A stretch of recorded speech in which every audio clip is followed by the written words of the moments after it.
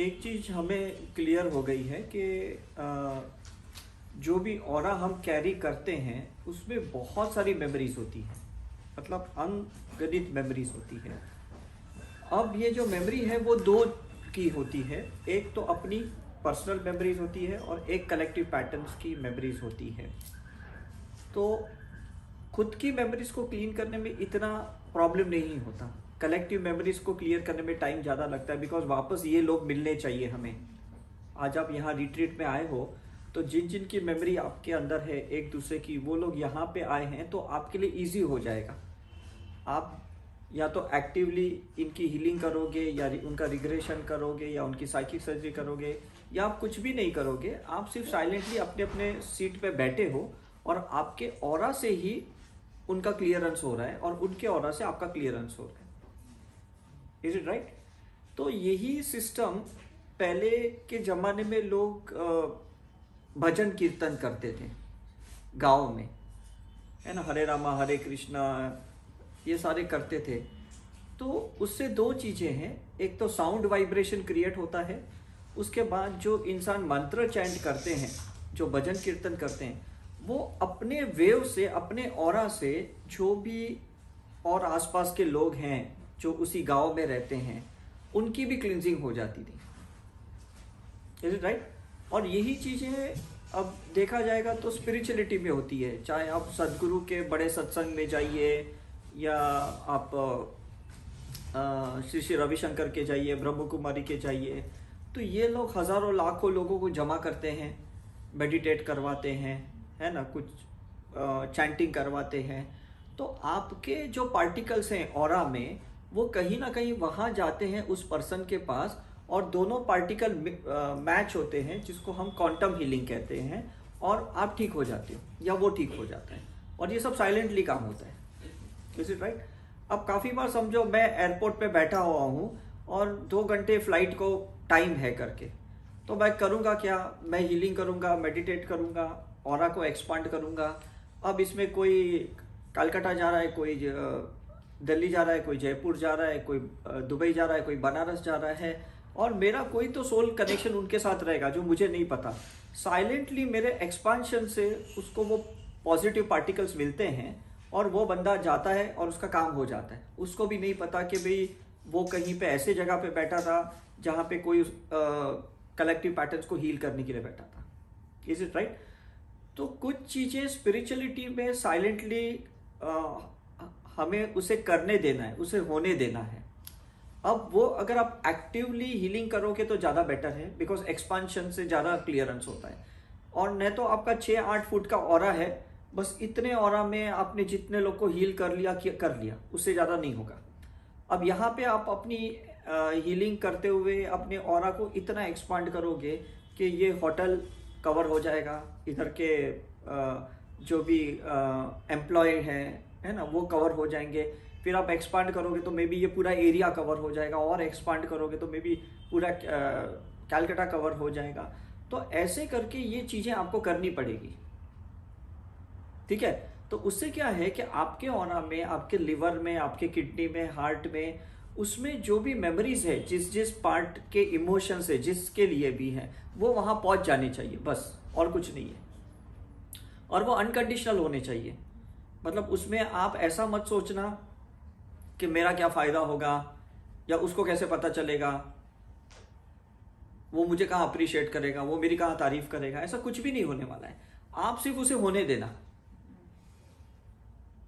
Is it right? तो जैसे मैं एयरपोर्ट पे जाता हूँ, मैं हीलिंग करता हूँ, मैं कहीं पे हिल स्टेशन पे जाता हूँ, जैसे अभी लास्ट वीकेंड में ऋषिकेश गया था, जितने भी केव्स थे सब जगह पे सिम्बल्स डाल रहा था। तो मेरे साथ जो एक थे, उन्होंने मुझे पूछा कि फ़ायदा क्या है केव्स में मेडिटेशन करने का, ऐसा है करके, मतलब इतना बंद है, यहाँ मेडिटेट करके क्या फ़ायदा है? तो मैंने उनको एक साइंस समझाया जो आपको भी आज समझना बहुत ज़रूरी है, कि कभी भी है ना, 2 पार्टिकल्स हमारे अंदर से रिलीज होती हैं, एक वाइट पार्टिकल, एक ब्लैक पार्टिकल। ब्लैक पार्टिकल जो होता है ना, वो अर्थ का फॉर्म ले लेता है, पहाड़ों का फॉर्म ले लेता है, उससे जंगल बन जाता है, सेडिमेंट होता है ब्लैक पार्टिकल। और जो वाइट पार्टिकल जो आपने रिलीज किया है, मतलब या तो आपने कुछ रिलीज किया है वाइट पार्टिकल, या तो कुछ वाइट पार्टिकल्स आपने लिया है। मतलब जो भी आपसे पहले मेडिटेट करके गए हैं, है ना, बड़े बड़े संत साधु गुरु जो मेडिटेट करके गए, आप उसका लाइट पार्टिकल लेते हो, ऐसा है। और कुछ लाइट पार्टिकल्स आप भी छोड़ के जाते हो, ताकि आपके बाद जो वहां मेडिटेट करेगा वो लाइट को लेगा। ठीक है, मतलब उसको फोटॉन्स बोलते हैं, हम उस फोटॉन्स को लेते हैं करके। तो पहले जिन्होंने बहुत लाइव समाधि ली है, फॉर एग्जांपल शिरडी जाते हो या ऐसे कोई जगह पे जाते हो जहाँ पे किसी ने लाइव समाधि ली है, आप सोचो वहाँ पे लाइव कॉन्शियसनेस है। मतलब वहाँ पे जहाँ लाइव कॉन्शियसनेस होती है वहाँ फोटॉन्स तो 24/7 इमिट होते रहते हैं।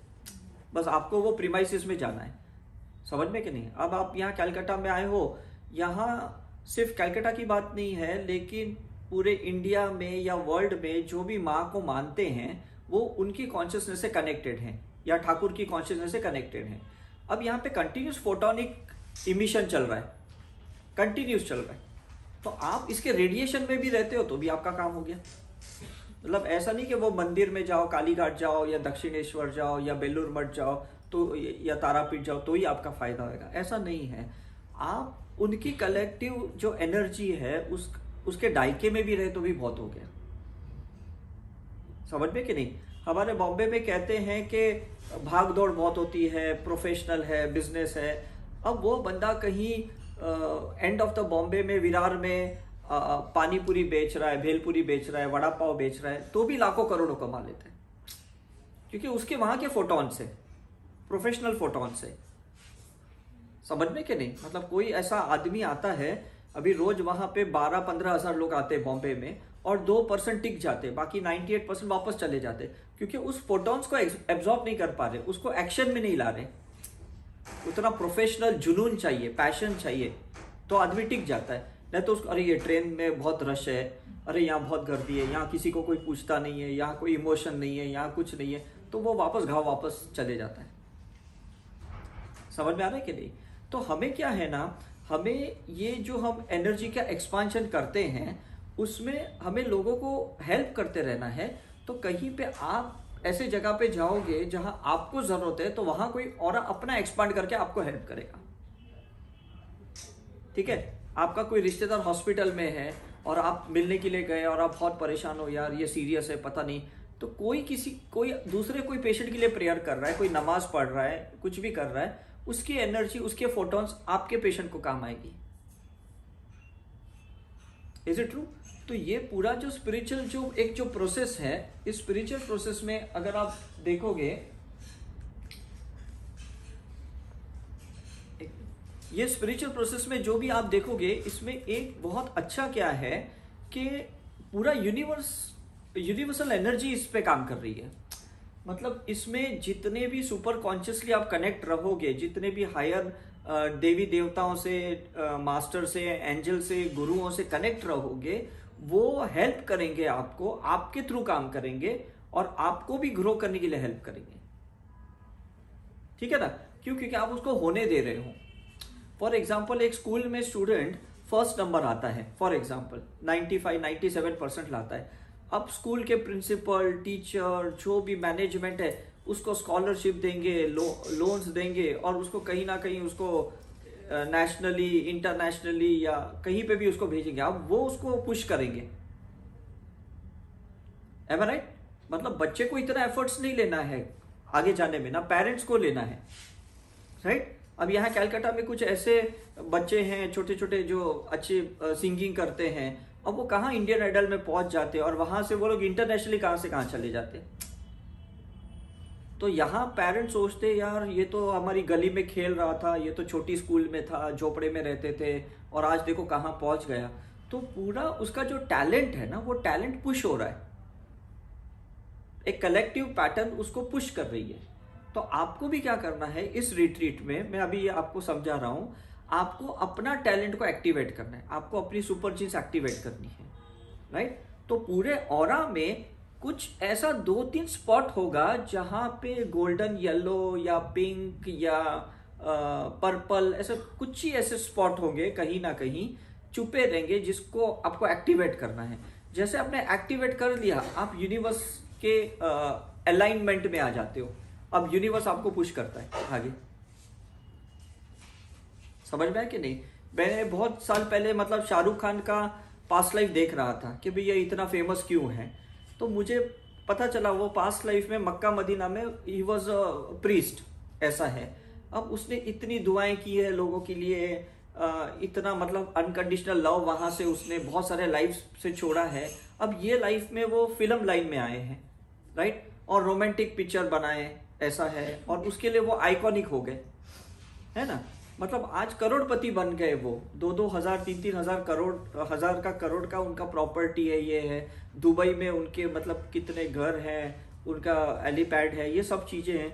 तो ये आए कहाँ से? क्योंकि पहले के कोई लाइफ में वो उतना पुण्य किया है, इतने लाइट फोटॉन्स उन्होंने लोगों के दिलों में छोड़ के रखे हैं। समझ में कि नहीं? अब इसमें क्या होता है कि हर एक की एक साइकिल होती है, अप्स एंड डाउन्स की साइकिल होती है, इनकी भी एक अप्स एंड डाउन्स की साइकिल होती है, राइट। अब जब डाउन की साइकिल होती है तब आप वापस रिचार्जिंग में बैठ जाओ, वापस सेल्फ फीलिंग करो, वापस मेडिटेट करो, ताकि जब नेक्स्ट साइकिल फिर एक्टिवेट हो उसमें वापस आप पॉजिटिव हो जाओगे, एक्सपांशन हो जाएगा। लेकिन नॉर्मली ऐसा नहीं होता है। हमारे डाउन साइकिल में हम स्टिमुलेंट्स का यूज करते हैं, या मतलब एडिक्टेड हो जाते हैं, या तो फिर हम पॉलिटिक्स खेलते हैं, या किसी को कर्स करते हैं, किसी को ब्लेम करते हैं कि देखो मेरा डाउनफॉल का ये रीजन है, ये रीजन है, ये रीजन है। लेकिन हम मेडिटेट नहीं करते। Is it right? मैं क्या करता हूं, कोई भी ऐसा इवेंट रहा, जैसे मुझे अभी कलकत्ता में इवेंट करना था, तो उसके पहले मैं 5 दिन में ऋषिकेश चला गया ध्यान साधना करने के लिए, कि मुझे अपनी एनर्जी लेवल बढ़ानी है, इतने फोटॉन्स बढ़ाने हैं। बिकॉज आप लोग ने इंटेंशन रखा मुझे कलकत्ता पहुंचना है, और अगर मेरी एनर्जी नहीं रही या हमारी टीम मेंबर की एनर्जी नहीं रही तो हम आपका फुलफिलमेंट नहीं कर पाएंगे। समझ में क्या ना? फिर वो एक मैकेनिकल रिट्रीट रहेगा, बस आप आए, हम आए और रिट्रीट हो गया, बात खत्म हो गई, उसमें कुछ सिग्निफिकेंस नहीं रहा। ऐसा नहीं होना चाहिए, राइट। अब यहां से जब मैं जाऊंगा, फिर नेक्स्ट डे मैं वापस शिरडी जा रहा हूं, बिकॉज उसके 1 हफ्ते बाद वापस शिरडी में रिट्रीट है। तो हम भी बीच बीच का जो फेज रहता है, जो टाइम फेज रहता है, उसमें हम अपने आप को रिचार्ज करते हैं, हमारे फोटॉन्स बढ़ाते हैं, हमारा ऑरा एक्सपांड करते हैं, ताकि फिर जब आप हमारे फिजिकल ऑरा में आते हो तो आपको कुछ ना कुछ अच्छा नॉलेज मिलता है, आपको अच्छा एक्सपीरियंस मिलता है, और आपका अपलिफ्टमेंट होता है। Is it right? तो आप भी क्या है, जो भी जॉब कर रहे हो, जो भी प्रोफेशन में हो, या जो भी अभी आप रिटायर हो या हाउस वाइफ हो, आप जितना भी टाइम आपको ब्रेक मिलता है रूटीन में, 2 मिनट, 5 मिनट, 10 सेकेंड, उस टाइम पे आप अपनी आप को रिचार्ज करते जाओ, टाइम वेस्ट मत करो। ऐसा नहीं मोबाइल में चैट किया, इसका उसका न्यूज़ चैनल देखा, ये किया, वो किया, किसी के झगड़े देखे, कोई वेस्ट मत करो। बिकॉज वो जो बीच का टाइम है ना, वो बहुत इंपॉर्टेंट है। तो हमारे बॉडी में भी क्या होता है, बॉडी में भी क्या है ना, हमारा इंटरस्टिशियल फ्लूइड है, मतलब हमारे 2 सेल्स के बीच में ना एक स्पेस है, हमारे 2 सेल्स के बीच में ना एक फ्लूइड है, 2 चीजें हैं। अब उस फ्लूइड में आप कौन से इमोशंस रखते हो और उस स्पेस में कौन सी स्पिरिचुअलिटी रखते हो ना, ये बहुत इंपॉर्टेंट है। लोग क्या करते हैं, वो 2 सेल के बीच में जो फ्लूइड होती है, जो लिक्विड होती है ना, इंटरस्टिशियल फ्लूइड होती है, उसमें फियर रखते हैं, उसमें ईगो रखते हैं, उसमें एंगर रखते हैं। समझ में है? और जो स्पेस होता है ना, उस स्पेस को लोग वेस्ट करते हैं। तो मैंने 2 चीज समझ ली। तो मैं क्या करता हूं, अब देखो मैं आपको साइंस समझाता हूं।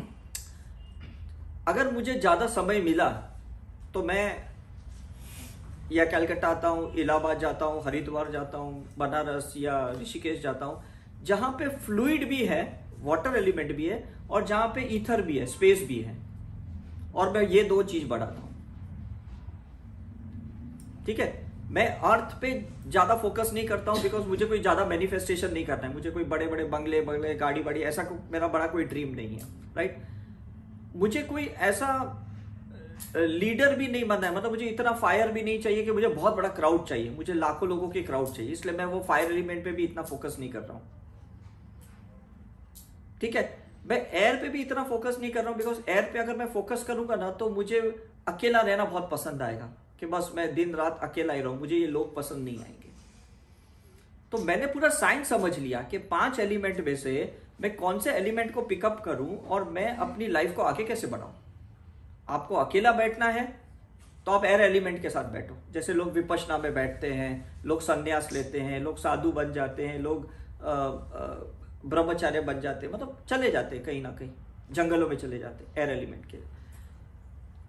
हमें क्या है ना, हमें इंटरस्टिशियल फ्लूइड को पॉजिटिव रखना है, नेगेटिव इमोशंस नहीं रखने हैं, राइट। तो हम ये जो रिट्रीट करते हैं, इसमें जब हम रिग्रेशन वाला पार्ट करते हैं, उस रिग्रेशन में उस फ्लूइड के अंदर जो भी पास्ट लाइफ की मेमोरीज है, इमोशंस है, ट्रॉमास है, जो भी हमारे राग द्वेष है एक दूसरे के लिए, ये प्रेजेंट लाइफ के या पास्ट लाइफ के, वो सारी चीजों को हम निकालते हैं, राइट। तो जैसा वो निकलता है ना, तो इवेपरेशन होता है। आपको पता है ना, पानी को गर्म करोगे तो क्या होता है, हाँ, इवेपरेट होता है, राइट। तो जैसे इमोशंस को आप है ना बर्न करते हो ना, ऐसा है, तो इवेपरेशन होता है। और इवेपरेशन से क्या होता है ना, स्पेस बढ़ जाती है, तो बॉडी एकदम लाइट हो जाती है। समझ में कि नहीं? क्योंकि अभी आपकी बॉडी के अंदर जो फ्लूइड है ना, उसकी विस्कोसिटी ज्यादा है, थिक है। आपका जो खून है ना, थिक है ना, क्योंकि उसमें गुस्सा है, डर है, थिक है। लेकिन जैसे जैसे वो इमोशन जल जाते हैं तो बॉडी तो ब्लड पतला हो जाता है, लिम्फेटिक पतली हो जाती है, विस्कोसिटी कम हो जाती है। और विस्कोसिटी जैसे कम होती है ना, मूवमेंट इजी हो जाता है, चलना फिरना, दौड़ना, चढ़ना, भागना, अब सब इजी होता है। क्यों? क्योंकि फ्लूइड चल रहे है। समझ आ रहे कि नहीं? हमारी जो आंखें हैं, आंखें में सबसे पतली नसें होती है, वेसल्स होते हैं, ब्लड वेसल्स होते हैं। अब आप सोचो कि अगर आपकी विस्कोसिटी ज्यादा है, ब्लड थिक है, मोटा है, जाड़ा है, तो वो आंखों में नहीं जाएगा, अटकेगा। समझ में ना? तो उसे देखने की दिक्कत हो जाएगी। तो जैसे पास्ट लाइफ रिग्रेशन करते हैं, वो ब्लड थिन हो जाती है, पतली हो जाती है, नसों में से ब्लड आराम से फ्लो हो जाता है। साइंस समझ रहे हो कि नहीं? राइट। अब जब फ्लो हो जाता है, बिकॉज यहां से सब मेमोरी चली गई, इवेपरेट हो गई, यहां से चली गई, तो ब्लड पतला हो जाता है, तो छोटे छोटे वेसल्स में भी जाती है। तो बहुत साल पहले ना, मैं जब दिल्ली में था, मैं एम्स हॉस्पिटल में मैं रिसर्च कर रहा था, तो उसमें एक साइंस मैंने सीखा था, आइरिडियोलॉजी करके। तो उसमें क्या था कि हमारे पास एक छोटा सा, इतना छोटा मशीन था, अभी भी लोगों के पास है जो लोग रिसर्च करते हैं। उसमें है ना ऐसा एक टेलीस्कोप जैसा होता है, हम किसी के भी आइरिश में देखते हैं, तो आइरिश में देखने के बाद समझ में आता है इसको स्टमक का प्रॉब्लम है, लिवर का प्रॉब्लम है, इसको गॉल ब्लैडर का प्रॉब्लम है, इसको यूट्रस का प्रॉब्लम है, सब समझ में आता है। बिकॉज आइस के अंदर, आइरिश में सब चीजें दिखाई देती है, क्योंकि उसमें 360 डिग्री होता है। 360 डिग्री में आपको हर एंगल पे, हर डिग्री पे कोई ना कोई चीज समझ में आती है। उसका एक साइंस है करके। तो तभी मुझे समझ भी नहीं आया, चलो देख तो लिया, डायग्नोसिस तो कर लिया, इसका ट्रीटमेंट क्या है। तो जो लोग से मैंने सीखा था वो टाइम पे, वो बोले इसका ट्रीटमेंट कुछ नहीं है, ये सिर्फ डायग्नोसिस है। मैंने बोला कुछ तो होना चाहिए ना ट्रीटमेंट। आप कोई भी बोलते हो इसको ये है, इसको कैंसर है, ये है, आंख में देख के पता चलता है। लेकिन जैसे जैसे मैं ये ऑरा रिसर्च में आया, मुझे एक चीज समझ में आई कि अगर हम ऑरा को भी एक्सपांड करते हैं, या ऑरा को ब्राइट करते हैं, या ऑरा को लाइट करते हैं, और हम ब्लड विस्कोसिटी को कम करते हैं, स्पेस को यूज करते हैं, तो यही आंखों में से बीमारियां गायब हो जाती है। या रिग्रेशन करते हैं तो यही गायब हो जाती है। बिकॉज जिनको भी आपने ऐसे पकड़ के रखा है, आप धीरे धीरे उनको छोड़ रहे हैं। मदर इन लॉ है, हस्बैंड है, या जिसने भी आपको टॉर्चर किया है, परेशान किया, आप सबको रिलीज करते जाते हो, रिलीज करते जाते हो। राइट। आप जब बहुत थक जाते हो कहीं जाके घूम के, आप आके क्या करते हो? पानी डालते हो कि नहीं? तो ये ऑरा इधर भी क्लीन हुआ, कुछ पानी अब आंखों में भी डालते हो, है कि नहीं? कुछ लोग रोज वाटर भी डालते हैं, कुछ लोग नेत्र प्रभा डालते हैं, राइट। तो जैसे आप ये डालते हो ना, तो आइरिश में जो एक कंजेशन था ना, वो रिलीज हो जाता है, फिर आपकी आंखें ठीक हो जाती है ना। अब आपको नींद अच्छी नहीं आ रही है, आपको सपने बहुत आ रहे हैं, आपको यहां वहां के बातें याद आ रही है, मतलब कितना भरा पड़ा है, कितना कुछ भरा पड़ा है। कैलकाटा में सबसे फेमस जो चीज है, जो मैंने अपना रिसर्च किया, वो दो ही चीजें हैं, एक आईज है और एक हेयर्स है, बाल है। दो ही चीजें हैं इस कैलकाटा में। तो जब क्योंकि अगर आप माँ का भी रूप देखो, तो उसमें हम बोलते हैं अरे आंखें माँ की कितनी सुंदर है, या माँ के बाल देखो कितने बड़े हैं, घने हैं, ऐसा है करके। तो देखो साइंस है कि ये दोनों आंखें और बाल मूलाधार रूट चक्र से कनेक्टेड है। समझ में आ रहा कि नहीं? तो जब हम रिग्रेशन करते हैं ना, तो हम आंखों में से और बालों में से वो मेमोरी निकालते हैं। क्योंकि बहुत साल पहले मैं जब ब्लैक मैजिक के ऊपर रिसर्च कर रहा था, तब मुझे पता चला कि शादी में है ना, जो दुल्हन होती है उसके बालों के ऊपर ब्लैक मैजिक किया जाता है, ऐसा है। तो वो उसका कोई भी एक बाल मिल गया, उस बाल को आप नॉट करो, ये करो, या कोई एक छोटा सा पुतला बनाओ और उसको किसी भी तरह से एक इंटेंशन डाल के उसको बर्बाद करना है या जो भी करना है वो कर सकते हो आप, ऐसा होता है। तो आप सोचो कि एक बाल में कितनी मेमोरी होती है, एक हेयर्स में कितनी मेमोरीज होती है। समझ में देखो कितना साइंस है। फीमेल्स का भी कैसा है कि 3rd डे मेंस्ट्रुअल साइकिल होने के बाद, 4th डे मेंस्ट्रुअल साइकिल होने के बाद वो बाल धोती है कि नहीं, खुला रखती है, क्योंकि उसको बाद में रिलीज करना पड़ता है। जो भी उसने 3-4 दिन डिटॉक्सिफिकेशन किया है, उस वो बाल से भी मेमोरी निकलनी चाहिए, वो हेयर से भी मेमोरी निकलनी चाहिए। समझ में कि नहीं? इसलिए सुबह भी मैं आपको बोल रहा था कि जैनिज्म में भी क्या है ना, बाल का नोचल करते हैं, मतलब खुद ही खींचते हैं, क्योंकि मेमोरी है इसमें। समझ में कि नहीं? अब पंजाबी लोग आप देखोगे ना, वो लोग कभी बाल नहीं काटते, है ना, इतना मतलब। फिर वो ये पहनते हैं, पगड़ी पहनते हैं, दाढ़ी बड़ी होती है, ये करती है, क्योंकि उनके ग्रंथों में भी ये लिखा है कि इसमें मेमोरी है, इसमें गुरु का पावर है, आप मत काटो। Is it right? मतलब अलग अलग रिलीजन है ना, अलग अलग तरीके से उसको समझाने की कोशिश कर रहे हैं। हम क्या करते हैं, हम इसको हीलिंग के लिए यूज करते हैं, हमारा और कोई मकसद नहीं है। कि आप बोलते हो अरे आजकल मेरे बाल बहुत झड़ते हैं, तो कोई भी आप अपना एक बाल ले लो जो भी नीचे गिर गया है, हाथ में ले लो, सारे सिंबल्स डाल दो उसके ऊपर, 3 बार 9 बार सारे सिंबल्स डाल दो। धीरे धीरे बाकी भी जो बाल है, क्योंकि अब तो दोनों की ट्यूनिंग है, दोनों में से वाइब्रेशंस है, यहां से मेमोरी निकल जाएगी, यहां से निकल जाएगी। देखो कितना सिंपल है। इज इट राइट और नॉट राइट? बच्चा न्यू बॉर्न होता है ना, उसको बाल नहीं होते ज्यादा, लेकिन जैसे थोड़ा थोड़ा बड़ा होता है उसको बाल आते हैं। फिर हमारे में तो ऐसा होता है ना कि पहला जो बाल होता है बच्चे का, वो गांव में जाके देवी के यहाँ कटवाना पड़ता है, चढ़ाना पड़ता है, वो सब करने पड़ते हैं, राइट? क्योंकि माँ ने दिया है बच्चा, तो डेफिनेटली वो माँ को ही अर्पण करना पड़ता है। Is it right? तो ये साइंस सब समझने वाली बात है कि गॉड ने हमारे जो बॉडी के जो पार्ट्स दिए हैं, उसमें कहाँ कहाँ पे मेमोरी स्टक होती है और किसके वजह से हमारा ऑरा नेगेटिव होता है, उसको क्लींजिंग करने के लिए आप प्रोसेस करो, बाकी हमें और कुछ नहीं करना है। बिकॉज मैं तो बॉडी के ऊपर ही रिसर्च करता हूँ। मुझे ऐसा लगता है ना कि हर एक आदमी हेल्दी रहना चाहिए, हर एक आदमी फिट होना चाहिए।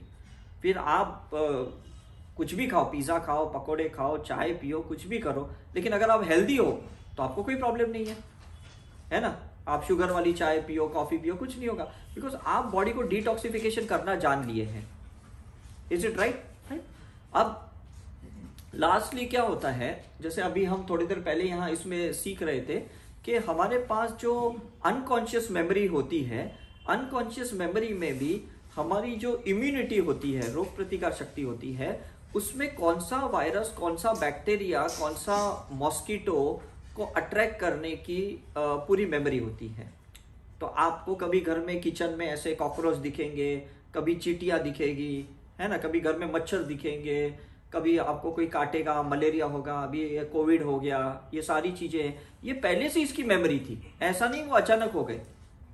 आपकी मेमोरी ने उसे मैनिफेस्ट किया, उसको अट्रैक्ट किया, उसको मल्टीप्लाई किया, और फिर आप अफेक्ट होते हो उसके लिए। समझ में कि नहीं? फिर आप पेस्ट कंट्रोल करो, ये करो, बोले अरे इतना करने के बाद भी ये पता नहीं कॉकरोच जा क्यों नहीं रहे, इतना करने के बाद पता नहीं मच्छर कहाँ से आ रहे हैं। Is it right? समझ में आ रहा है कि नहीं? तो जैसे जैसे हम अपनी हीलिंग करते हैं, तो होता क्या है कि डीपर लेवल पे हमारी एनिमल इंस्टिंक्ट जो होती है, एनिमल मेमोरीज होती है, वो हील हो जाती है। और जब वो हील हो जाती है, आपको कोई भी इंसेक्ट, बैक्टीरिया, कोई भी परेशान नहीं कर सकता। समझ में कि नहीं? मतलब सामने ऐसे सांप भी आ गया तो भी कोई आपको प्रॉब्लम नहीं करेगा, कोई ऐसा डॉग भी आ गया तो भी परेशान नहीं करेगा। मैं एक बार 4 साल पहले ऋषिकेश जा रहा था, तो ऐसे गाड़ी चला रहा था, कार, तो ऐसे टाइगर आके सामने बैठ गया, तो हमने कुछ नहीं किया, हमने भी 5 मिनट तक ऐसे ही बैठे थे। मैं और एक लंदन से आंटी आए थे, हम दोनों गाड़ी में अकेले थे, 7 बजे थे, तो हम बैठ गए, वो भी बैठा हुआ था, हमने सिंबल्स डाले उसके ऊपर, थोड़ी देर के बाद वो कुछ चुपचाप चला गया। समझ में आ रहा है कि नहीं? मतलब अभी कोई हार्मफुल नहीं है आपको। कोई भी चीज हार्मफुल कब है? जब तक उसकी ब्लैक पार्टिकल्स की मेमोरी आपके अंदर है। जैसे वो व्हाइट पार्टिकल हो गई, वो फोटोन हो गया, अब वो आपके लिए ब्लेसिंग हो गया, अब वो डिवाइन हो गया। ठीक है, मतलब फिर वो इंसान है या एनिमल है, कोई भी है, उसकी मेमोरीज आपके लिए अब पॉजिटिव हो गई है। अब किसी के लिए कुछ भी नहीं है। समझ में कि नहीं? लोग अभी आप देखो कि आप लोग डरते हो, अरे इसको पॉजिटिव है, इसको पॉजिटिव है, इससे दूर रहो। हम तो ऐसे कोविड में कितने लोगों को मिले, कोई फर्क नहीं पड़ा। हमने 52 तो ऐसे रिट्रीट्स किए पूरे पौने 2 साल में, हमें तो कोई फर्क नहीं पड़ा, बिकॉज हम उस पॉजिटिव फोटॉन्स के साथ जा रहे थे। मतलब कोरोना वायरस भी सोचेगा यार इसकी बॉडी में जाऊंगा तो ये सिंबल ही डालने वाला, इससे तो उसके बाहर ही रहता हूं। वो भी बेचारा अंदर नहीं जाएगा, बोलेगा खुद तो है ना पॉजिटिव रहेगा, मेरे को ज्यादा पॉजिटिव करके भेज देगा। समझ में है कि नहीं? मतलब क्योंकि क्या है ना, मैं भी है ना काफी बार, पहले तो मैं लोगों को बॉडी टॉक सिखाता था, अपने शरीर से बात करो, अपने ऑर्गन से बात करो। अब तो मैं, जब से कोरोना आया, मैं तो कहता हूँ वायरस से भी बात करो, उसको भी पूछो भाई क्या प्रॉब्लम है, मैंने तेरा कौन सा एलिमेंट को बिगाड़ा कि जिसके वजह से तू पैदा हो गया और मुझे अटैक करने की कोशिश कर रहा है। तो जैसे जैसे हम ऐसे बात करते हैं तो उसको बोलते हैं भाई सॉरी भाई, गलती हो गई भाई, हमने फ्लाईओवर बनाया, टनल बनाया, हमने ये किया, हमने मॉल्स बनाए, हमने ये पहाड़ तोड़े। अब जैसे अभी 4 धाम के लिए रास्ते बन रहे हैं, है ना, वहाँ पे भी ट्रेन्स अभी बनने वाली है। तो हमारी कुछ इंटेंशन जो हम छोड़ के जाते हैं ना रास्ते पे, यार ये बहुत लंबा रास्ता है, शॉर्टकट रास्ता होना चाहिए। तो ऐसे गवर्नमेंट हमारे थॉट्स को पकड़ती है और ऐसी डेवलपमेंट करती है, तो उसमें हम भागीदार है ना, बिकॉज हमने थॉट छोड़े थे। इज इट राइट क्या नहीं? राइट? तो हमारा एक कंट्रीब्यूशन है। आपने पहाड़ तोड़े नहीं, आपने कोई पत्थर तोड़ा नहीं है, आपने कोई झाड़ उखाड़े नहीं है, आपने वहां पे थॉट डाले यार 8 घंटा लगा केदारनाथ के लिए, यार कुछ शॉर्टकट रास्ता हो तो जल्दी पहुंचे। तो फिर कोई ना कोई कलेक्टिव पैटर्न को पकड़ता है और फिर शॉर्टकट रास्ता बनता है, फिर 2-3 घंटे में पहुंच जाते हो। तो आपकी जो कंट्रीब्यूशन है उस इंटेंशन के थॉट्स की, जिसके वजह से ये शॉर्टकट रास्ता बना, उतना आपको 5 एलिमेंट्स का इम्बैलेंस का भुगतान करना पड़ेगा, उसका पनिशमेंट आपको लेना पड़ेगा। You got my point? तो अभी आपको क्या करना है, आपको हर एक एलिमेंट के लिए रोज सिंबल्स डालने हैं। जो लोग सीख चुके हैं, जो लोग अभी कल सीखेंगे या आज सीखेंगे, उसके बाद आपको सिंबल्स डालने हैं उनके पे। क्यों?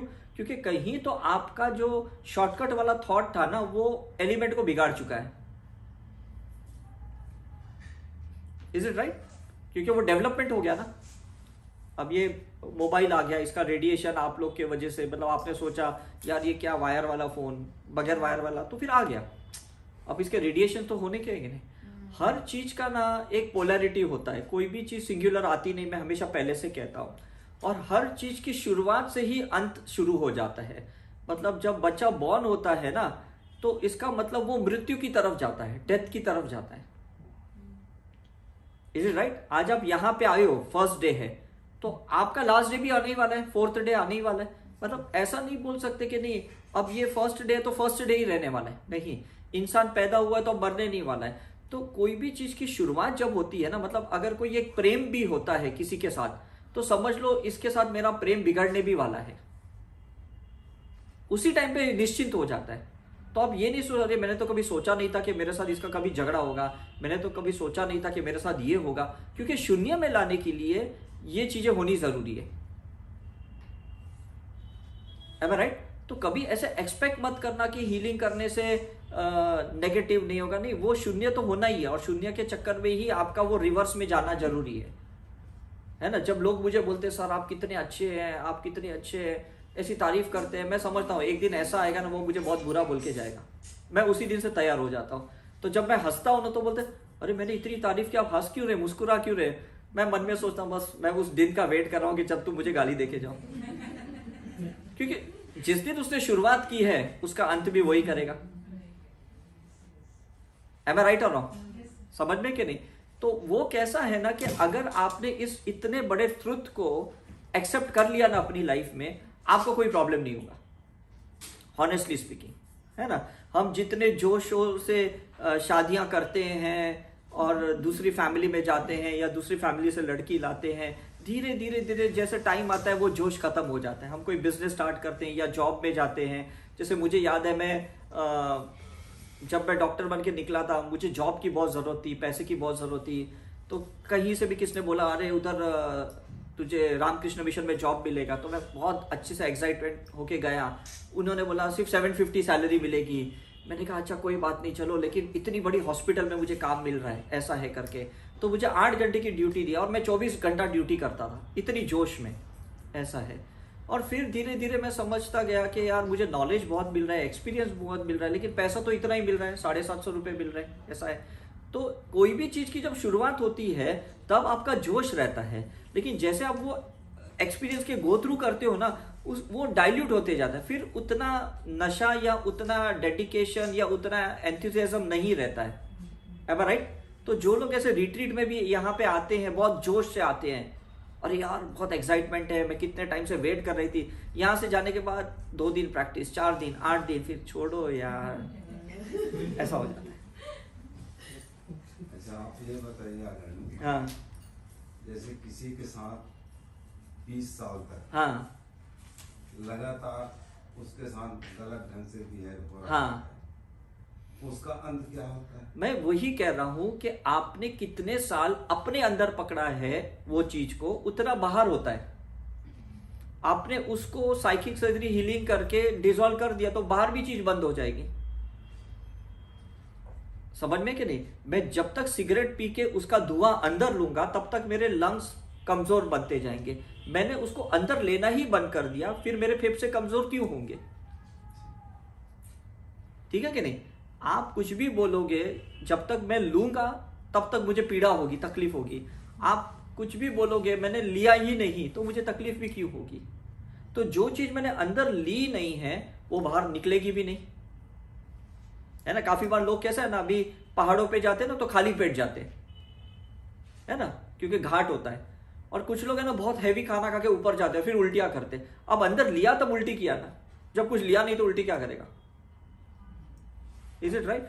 तो कहने का मतलब ये है कि हमारे अंदर जो लिक्विड है, 4.5 लीटर का खून है, या हमारे अंदर 6.5 लीटर का जो लिम्फेटिक फ्लूइड है, उस फ्लूइड को, उस पानी को गंगा माँ के जैसे पवित्र करने की कोशिश करो, प्योर करने की कोशिश करो, सिंबल्स डालते हुए, मंत्र चैंट करते हुए, भक्ति करो, जो भी प्रैक्टिस करना है। और जो स्पेस अवेलेबल है उस स्पेस को धीरे धीरे बढ़ाते जाओ, बढ़ाते जाओ, बढ़ाते जाओ। फिर आपकी स्पेस में कोई एंटर नहीं होगा। जब तक उस स्पेस, 2 सेल के स्पेस के अंदर गुस्सा है, डर है, तो कोई आपको ट्रिगर करने वाला आ जाएगा। कभी उधर कॉकरोच आएगा, किधर छिपकली आएगी, कभी कोई इंसान आपको उंगली करके जाएगा, कुछ ना कुछ तो करेंगे लोग। लेकिन उस स्पेस में ऐसा कोई चीज है ही नहीं, तो बाहर से कौन आएगा मुझे बताओ? एम आई राइट? मैं 93 से लेके आज तक 2 व्हीलर 4 व्हीलर चला रहा हूं, और आज तक किसी आरटीओ के पुलिस ने मेरे से कभी लाइसेंस नहीं मांगा, जबकि मेरे पास है। क्योंकि अगर हम शिद्दत से कोई चीज चलाते हैं तो सामने वाला भी देखता है, यार ये तो सिग्नल फॉलो कर रहा है, ये गाड़ी भी सही स्पीड से चला रहा है, तो मैं इसको पकड़ू क्यों? Is it right? और महाभारत में हाँ, कौरव लोग, हाँ, कौरव के जितने साथ, हाँ, इन सारे लोगों को भगवान कृष्ण के द्वारा और उनके इर्द गिर्द जो लोग थे, हाँ, सबके द्वारा कौरवों को समझाया गया, हाँ, लेकिन उनकी समझ में नहीं आया। राइट। इन लोगों का सोच तो अच्छा था, हाँ, ठीक इसके विपरीत इन लोगों का सोच उल्टा था। उल्टा था। तो अच्छा सोच का परिणाम अच्छा होना चाहिए। ये बहुत अच्छी बात है। लेकिन दुर्भाग्य से हाँ, कौरवों का जो सोच था, हाँ, उसी के कारण वो लोग नष्ट हुए। राइट, राइट, है ना? सही है। लेकिन श्री कृष्ण जी जो है, हाँ, और उनके जो इर्द गिर्द जितने लोग थे, हाँ, उनके सोच का क्या हुआ? हाँ, देखो ये बहुत अच्छी चीज है। जब आपकी आत्मा है ना एक एक लेवल ऊपर जाती है ना, तो नीचे के लेवल को उठाने के लिए आपको भी पहले नीचे गिरना पड़ता है। ठीक है कि नहीं? अभी 2 साल का बच्चा है आपके घर में, आप उसके साथ बड़े लेवल से बात नहीं कर सकते हो, उसको उसी टोनैलिटी में बात करोगे, उसकी आवाज में बात करोगे। आप भी बच्चे बन जाओगे ना तो बच्चा खेलेगा ना आपके साथ, समझ में कि नहीं? तो किसी ने हमें उठाया है तो हमें भी तो नीचे वाले को उठाना पड़ेगा कि नहीं? और उसको उठाने के लिए नीचे भी गिरना पड़ेगा। Is it right? तो काफी बार जो बड़े बड़े गुरु भी होते हैं ना, वो किसी अपने शिष्य को उठाने के लिए वो उसके घर पे जाते हैं, उसका भिक्षा मांगते हैं, मतलब है कि नहीं, आपने देखा रहेगा भिक्षा मांगते हैं। आप बोले इसको मांगने की क्या जरूरत है, ये तो खुद इतना मतलब बड़ा आदमी है। लेकिन वो जब इतना ग्राउंडेड होगा तो सामने वाला बोलेगा अरे वाह, मेरे घर पे पधारे, मेरे घर पे मांगने आए, तब वो समर्पित होगा, तब वो सरेंडर हो जाएगा, राइट? तो हमारे बॉडी में जब मेमोरी, जब माइंड मानता नहीं है ना, तो बॉडी गलत एक्शन लेती है।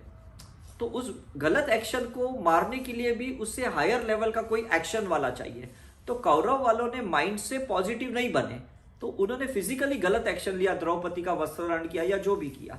तो जो पांडव थे उनके पास उसी बॉडी में फोटॉन्स थे, वाइट एनर्जी थी, बिकॉज कृष्ण का ब्लेसिंग था उन्हें। तो उन्होंने युद्ध किया। तो कृष्ण ने कहा कि युद्ध में कोई हार जीत नहीं होती, युद्ध में तुम्हें जीत का सीखना है और उन्हें हार का सीखना है ना?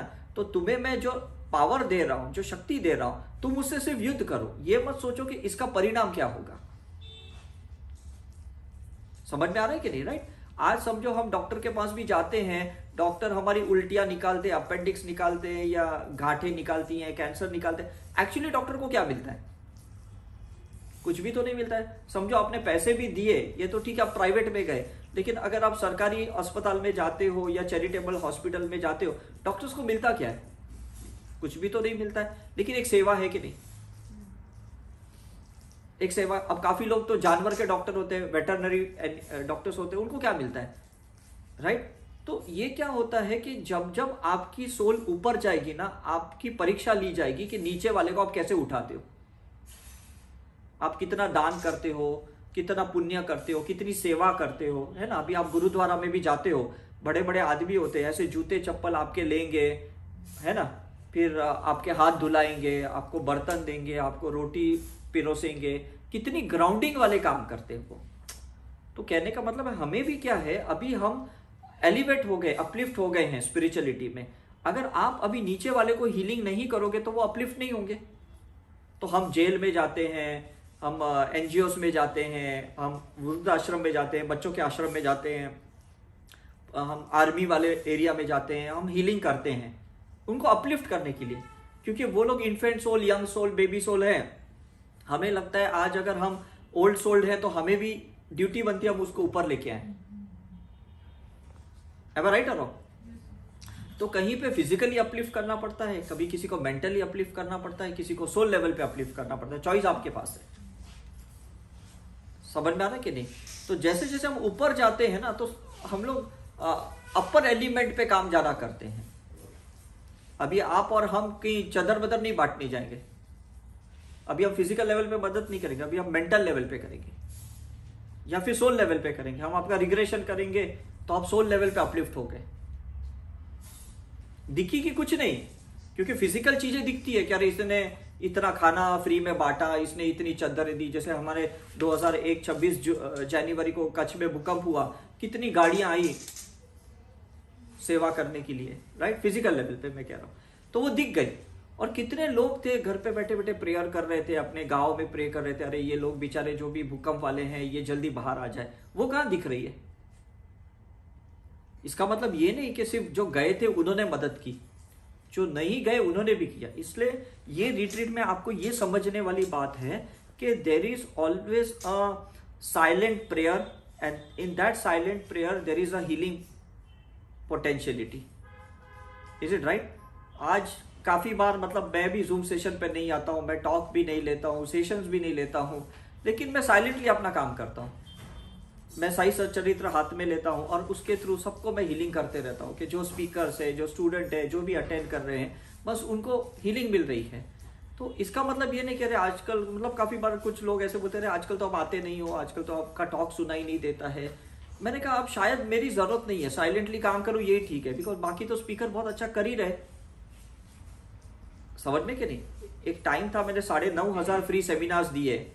अब एक टाइम है कि मैं ज्यादा साइलेंट रहता हूं और मैं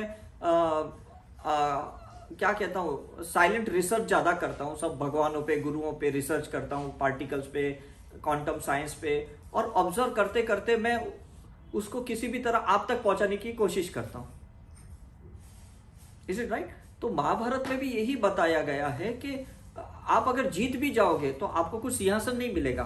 राम ने अगर रावण को भी मार दिया, लेकिन सिंहासन तो भरत को ही मिला, ठीक है ना। पांडव भी अगर जीत गए थे तो कुछ उनको सिंहासन थोड़ी मिला, वो भी तो जंगल में निकल गए, वो भी अपना मतलब फॉरगिवनेस के लिए निकल गए, परिश्रम के लिए निकल गए थे, है कि नहीं। तो वो लोग भी बद्रीनाथ की तरफ निकल गए, वसुंधरा फॉल्स की वहां तरफ निकल गए, और सिर्फ युधिष्ठिर ही बाहर निकल पाए, बाकी तो नहीं निकले, ऐसा है। तो ये एक जर्नी है, एक एक लेवल पे डिजिटली आपको ऊपर आना है और वो ऑब्जर्व करना है कि चलो कल मैं यहाँ 1 घंटे पहले जो थी, अभी 1 घंटे बाद में क्या हूँ, मैं 4 दिन पहले के रिट्रीट में क्या थी और 4 दिन रिट्रीट के बाद में क्या हूँ। Is it right? तो ये डिजिटल इंप्रूवमेंट आपको समझेगा और किसको समझने नहीं वाला है। बाकी को अरे आपने 20-25 हज़ार खर्च किया, क्या फायदा हुआ, वो क्या सीखे, ये तो यूट्यूब पे अवेलेबल है। लेकिन नहीं, जो यहाँ आप ऑरा में सुन रहे हो, जो ये फोटॉन्स की लाइट के साथ सुन रहे हो और जो ये अनुभव कर रहे हो ना, ये आपको ऑनलाइन नहीं मिलेगा,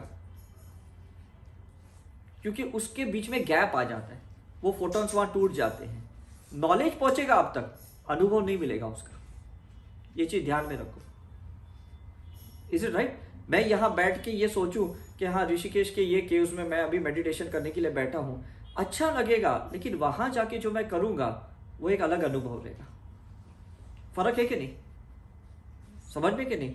मतलब 20 साल पहले जब मैं इस कलकत्ता में पहली बार आया था, जब मैंने कहा कि 24 तीर्थंकरों को मुझे उस जगह पे जाके एक्सपीरियंस करना था, तो सब लोग मुझे बोल रहे थे तू इतना यंग है और अभी क्या तू तीर्थ यात्रा कर रहा है, थोड़े और 15-20 साल जाने दे फिर तू यात्रा कर। मैंने कहा मुझे अपनी यात्रा इसी से शुरू करनी है, बिकॉज मैंने अपनी पास्ट लाइफ देखी थी जिसमें मैं 2 लाइफ में जैन साधु था। तो अगर मैं उस जगह पे नहीं जाऊंगा जिसके लिए मैंने कभी अपनी लाइफ स्पेंड की है, तो मेरा सुपर चीज एक्टिवेट नहीं होगा, ठीक है। तो फिर मैं वहां गया और मेरे कुछ एक्टिवेशंस हुए। उसके बाद कुछ 8 साल के बाद मैं ऋषिकेश जाना शुरू किया, तो वहां के सुपर चीज एक्टिवेट हुए, है ना। तो आपको भी है ना बीच बीच में अपनी कंफर्ट जोन छोड़नी पड़ेगी, अपनी घर अपने लोकेशन छोड़ के ऐसे जगह पे जाना होगा जहां पे आपने कोई अपनी पास्ट लाइफ स्पेंड की है और जहां पे कुछ साधनाएं की है या जहां पे कुछ काम अधूरे छोड़े हैं, तो उस जगह पे जाके आपको पूरे करने हैं। आप ऐसा नहीं सोच सकते मैं यहाँ रह के सब अपना काम क्लियर करूं। पॉसिबल है? मुझे बताओ, पॉसिबल है? अगर ऐसा होता तो बुद्धा को इतनी ट्रैवलिंग क्यों करनी पड़ती, तिब्बत से लेके गया तक ये सब क्यों ट्रैवलिंग करनी पड़ती, महावीर को क्यों इतनी ट्रैवलिंग करनी पड़ती, है ना। तो टाइम, प्लेस एंड पर्सन, ये 3 चीजें हैं। तो उस जगह पे उस समय पे जाना और उन लोगों को मिलना, यही यात्रा है, यही स्पिरिचुअलिटी की प्रैक्टिस है। You got my point? ये 3 चीज बहुत इंपॉर्टेंट है, याद रखो। तो जब हम आपका रिग्रेशन करेंगे तो आपका टाइम ट्रेवल करेंगे, हम आपको पीछे ले जाएंगे, हम आपको शायद आपको इस जगह को देखोगे और उस जगह पे कौन लोग थे उसको देखोगे और उसको इस लाइफ में कंपेयर करोगे कि इस लाइफ में वो कौन है। उसमें कुछ आपके पॉजिटिव फोटॉन्स के अकाउंट्स रहेंगे, कुछ ब्लैक पार्टिकल्स के अकाउंट्स रहेंगे। दोनों कंडीशन में आपको विटनेस करना है। ऐसा नहीं पॉजिटिव है, अरे वाह वो मेरा इतना प्यारा था, मेरा इतना था और आज वो लाइफ में ये है, तो बस आपने उसको पकड़ लिया। ऐसा नहीं होना चाहिए। मैं 11 साल पहले जब कलकत्ता आया था, मैंने पहली इवेंट किया आपका ये प्लानिटोरियम है ना, यहाँ पे मैंने किया। तो वहाँ मतलब एक लड़की ने, यहाँ की कलकत्ता की लड़की थी, और उसने मुझे फ़ोन करके बोला सर, मैं 22-23 साल की लड़की थी, मुझे बोला सर मैं आपकी बहुत वीडियो देख रही हूँ और मैं चाहती हूँ आप कलकत्ता में आ जाओ। मैंने कहा मैं कितने साल से वेट कर रहा था कोई मुझे कलकत्ता बुला इवेंट के लिए। तो वो लड़की ने ये बुक किया आपका प्लानिटोरियम और होटल भी बुक की, और मेरे साथ एक मेरी स्टूडेंट भी आई थी जो ये चाहती थी कि वो मुझे हेल्प करे करके। तो मैंने कहा चलो तुम। तो वो लड़की ने 2 कमरे लिए थे, एक मेरे लिए लिए थे, एक वो लड़की के लिए जो मेरे साथ बॉम्बे से यहाँ पे आई थी। रात को ऐसा हुआ ना कि जो मेरे साथ लड़की आई ना, वो जिसने यहाँ पे बुलाया था उसके साथ थोड़ा उसको कुछ कनेक्शन फील लग रहा था ऐसा रात में। तो और उस लड़की को भी इससे कनेक्शन लग रहा था। तो दोनों ने मुझे पूछा सर हम पास्ट लाइफ रिग्रेशन करें? मैंने कहा मत करो अभी। तो बोले नहीं नहीं हमें तो करना है। मैंने कहा मत करो पास्ट लाइफ रिग्रेशन, बस पहले इवेंट तो खत्म होने दो, क्योंकि नेक्स्ट डे से हमारा इवेंट था करके। तो कैसे भी वो लोग एक कमरे में रहे, मैं अपना कमरे में चला गया, और रात को उन्होंने सही में पास्ट लाइफ रिग्रेशन कर दिया। मैंने मना भी किया था, और बाद में उसने देखा कि 2-3 लाइफ में ये माँ बेटी ही थी, ये दोनों फीमेल। जो मेरे साथ आई थी वो तो कुछ 38 ईयर्स की थी, और ये जो लड़की थी ये तो 22 साल की थी। ऐसा है, अब दोनों का कनेक्शन बन गया, बॉन्डिंग बन गया। 2 दिन इवेंट हमने यहाँ किए, बहुत अच्छा इवेंट हुआ। हम बॉम्बे चले गए, बॉम्बे जाते ही 3-4 दिन के बाद वो लड़की भाग के आई कलकत्ता से, बॉम्बे आ गई उसको मिलने के लिए, और पूरा अपना बैग लेके आई करके। तो मैंने बोला ऐसा क्यों किया? बोले नहीं, अब तो मेरे को ये मम्मा चाहिए, मेरे को वो कलकत्ता वाली मम्मा नहीं चाहिए। मैंने बोला ऐसा थोड़ी होता है। तो वो लड़की तो मानने को तैयार नहीं। फिर मैंने सोचा चलो 2 दिन बाद पंचगनी में 5 दिन की रिट्रीट है, उसमें उसको थोड़ी अक्ल आएगी करके। तो मैंने दोनों को ले गया कि चलो पंचगनी की रिट्रीट में। तो वहाँ पे वो लोग ने अपनी हीलिंग तो की नहीं, लेकिन और उनकी बॉन्डिंग बढ़ गई, 5 दिन और साथ में रहे। उसके बाद क्या हो गया कि वो लोग के अंदर थोड़ा फियर आ गया कि पहले की लाइफ में भी हमको किसी ने अलग किया था दोनों को, तो ये लाइफ में भी कोई अलग ना करे। इस चक्कर में वो दोनों ने बॉम्बे छोड़ के वो बैंगलोर सेटल हो गए। अभी उन्होंने मुझे तो छोड़ दिया, अपनी फैमिली को भी छोड़ दी, और दोनों आज बैंगलोर सेटअप हुए। मेरे पास उनका कोई कांटेक्ट नंबर नहीं है, ना उन्होंने कभी मुझे कांटेक्ट किया करके। तो जब वो केस हुआ उसके बाद से मैंने अपनी पास्ट लाइफ रिग्रेशन करना ही बंद कर दी, क्योंकि मैंने सोचा ये क्या है, मतलब लोगों को मैं इतना साइंस समझाता हूं कि कहीं अटकना नहीं है, ना पॉजिटिव चीजों में ना नेगेटिव चीजों में। मतलब वो लड़की ने भी, बॉम्बे वाली ने अपनी पेरेंट्स को छोड़ दिया, मम्मी पापा को, बेचारे इतने बूढ़े थे, उसकी शादी नहीं हुई थी, 38 ईयर्स की थी। ये लड़की भी 22-23 साल की थी। दोनों ने छोड़ के बैंगलोर जाके सेटल हुए। वो लोग सीधे सदगुरु के आश्रम में गए, वहाँ पे वो लोग सरेंडर हुए कि क्या समझ में नहीं आ रहा है, और फिर अपनी दोनों जन साथ में लाइफ जी रहे हैं करके। तो क्या होता है ना, चीजें तो बाहर निकलेगी, अच्छी बुरी जो भी चीजें निकलेगी आपकी, ऐसा है। और ऐसा नहीं रिग्रेशन करने से ही निकलेगी, ऐसा भी नॉर्मली निकलती है। There is a biorhythmic cycle, समय समय पे आपकी चीजें पॉपअप होने ही वाली है। आज तक अगर आपका रिग्रेशन नहीं भी हुआ तो भी क्या आपको पास्ट लाइफ के कनेक्टेड सोल्स नहीं मिले? मुझे बताओ, मिले कि नहीं? आज आपके जो भी फैमिली मेंबर्स हैं या जो भी नेबर्स, रिलेटिव्स हैं, ये सब पास्ट लाइफ से कनेक्टेड है। लेकिन अभी क्या है, ये हीलिंग के वजह से एक्सेलरेशन बहुत होगा, बहुत जल्दी आप इसे बाहर आ पाओगे, है ना। तो हम पहले जब कैंसर के पेशेंट की जब ट्रीटमेंट करते थे ना, तो हम देखते थे कि लोग कैंसर से नहीं मर रहे, डिप्रेशन से मर रहे, क्योंकि कैंसर की ट्रीटमेंट नहीं थी एलोपैथी में, राइट। तो लोग है ना, इसलिए फिर हमने सोचा कि रिग्रेशन भी एक सोल सर्जरी है। तो सोल सर्जरी के पहले सोल हीलिंग आनी चाहिए। अगर आपको हीलिंग नहीं आई और आप रिग्रेशन कराओगे तो ऐसा ही होने वाला है। Is it right? तो पहले अच्छी हीलिंग करो, और या तो रिग्रेशन करते वक्त भी हीलिंग करो, और रिग्रेशन करने के बाद जैसे हमने कितने लोग का वूम रिग्रेशन किया है ना, फिर हमने आपको मैसेज छोड़े कि 21 दिन 45 डेज आप हीलिंग करो, बिकॉज आपने फाइल तो ओपन कर ली, लेकिन हीलिंग भी तो करनी पड़ेगी कि नहीं? समझ में कि नहीं? आपने मार्केट से सब्जी तो लेके आए, फ्रेश लेके आए, आपने काट के ऐसे ही बाहर रख दिया, अब पका भी नहीं रहे हो, खा भी नहीं रहे हो, तो वो सड़ जाएगी। Is it right? तो ये चीजें ऐसी है कि अभी तो एक आपको फैमिली मिली है, एक बायोलॉजिकल फैमिली मिली है, जस्ट आने के लिए मिली है, लेकिन पहले भी तो बहुत सारी फैमिली रहेगी आपकी पुरानी लाइफ में, होगी कि नहीं? समझ में कि नहीं? तो हमें क्या करना है, उस फैमिली के साथ पास्ट लाइफ का कनेक्शन हील करना है, ताकि प्रेजेंट लाइफ की फैमिली के साथ अच्छे से रह पाए। Is it right?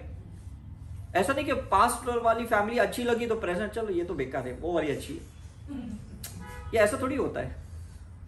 समझ में कि नहीं? अच्छा, आप ये बताइए सर, हाँ, ये मेरे लाइफ की बात, हाँ, मैंने अपने परिवार के लिए कभी बुरा नहीं चाहा, हाँ, चाहे मेरे भाई हो, चाहे हाँ, हो, या आस पड़ोस कोई भी हो। हाँ, अब मेरी शादी हो गई, पत्नी आ गई, हाँ, मेरे परिवार के लोग, पर्टिकुलर मेरे भाई, हाँ, या मेरी माँ, इनको मेरी पत्नी से लड़ती, जबकि वो कोई रिप्लाई नहीं देती थी। हाँ, यही तो पास्ट लाइफ का खेल है ना, मैं यही तो इसका कारण क्या है? यही तो पास्ट लाइफ है ना, मैं यही कहता हूँ। अभी 20 साल से, हाँ, 20 साल से हाँ, जो भी घटनाएं घटी, हाँ, उनके जीवन में मैं तो ज्यादा माइंड नहीं हाँ करता, राइट चलो हो गया हाँ आज नहीं कल ठीक होगा, ऐसा हाँ। सोच लेता हूँ। और उनको भी यही बात बोलते हैं हाँ कि भाई किसी चीज को अडॉप्ट करोगे तो और ज्यादा सही बात नुकसान है, पहुंचाएगा, नुकसान पहुंचा। उससे अच्छा उसको छोड़ो। राइट राइट ये बोल हमेशा बोलते रहता हूँ। राइट गुस्सा होती है हाँ फिर चुप हो जाती है, लेकिन आज भी उसके दिमाग में वो बगावत एकदम वही जो होल्ड उनका किया है नाम ना, जैसे ही सुना हमने पकड़ा है ना ये चीजों को, एकदम और ये पिछले जन्मों से आई है। उनका दिमाग आउट हो जाता इसलिए मैं दो चीजें कहता हूँ, ध्यान से सुनना, कि where there is no logic there is a karma. जब आपको कोई बात समझती नहीं है ना ये क्यों है, समझ लो पिछले जन्म का कर्म है, राइट। दूसरी बात मैं हमेशा कहता हूँ, who started the Karma is not important, who ended the Karma is important. आपको कर्मा एंड करना है, किसने स्टार्ट किया, कब स्टार्ट किया, ये प्रेजेंट लाइफ में, पास्ट लाइफ में, वो गड़े मुर्दे को ज्यादा भी उखाड़ना नहीं है, ठीक है कि नहीं। आज हमारे साथ जो हो रहा है, समझ लो हमने ऐसा ही किसी के साथ पिछले जन्म में किया है, तभी ऐसा हो रहा है, अदरवाइज ये हो ही नहीं सकता। नेचर, कुदरत किसी को अलाउ ही नहीं करती, ठीक है कि नहीं। मैं जाके बैंक में पैसा डालूंगा और एटीएम में अगर स्टेटमेंट निकालूंगा तो वो दिखाएगा कि नहीं, दिखाएगा ना कि जो मैंने डिपॉजिट किया है। अगर मैं डालूंगा ही नहीं तो 10 बार अगर मैं स्लिप निकालता भी हूं तो कुछ दिखाएगा ही नहीं। अब प्रॉब्लम क्या होता है, हम सब अपना पास्ट भूल चुके हैं और हम प्रेजेंट में अभी दिमाग लगा रहे हैं, मेरे साथ ऐसा क्यों हो रहा है, मेरे साथ ऐसा क्यों हो रहा है, मेरे साथ ऐसा क्यों हो रहा है।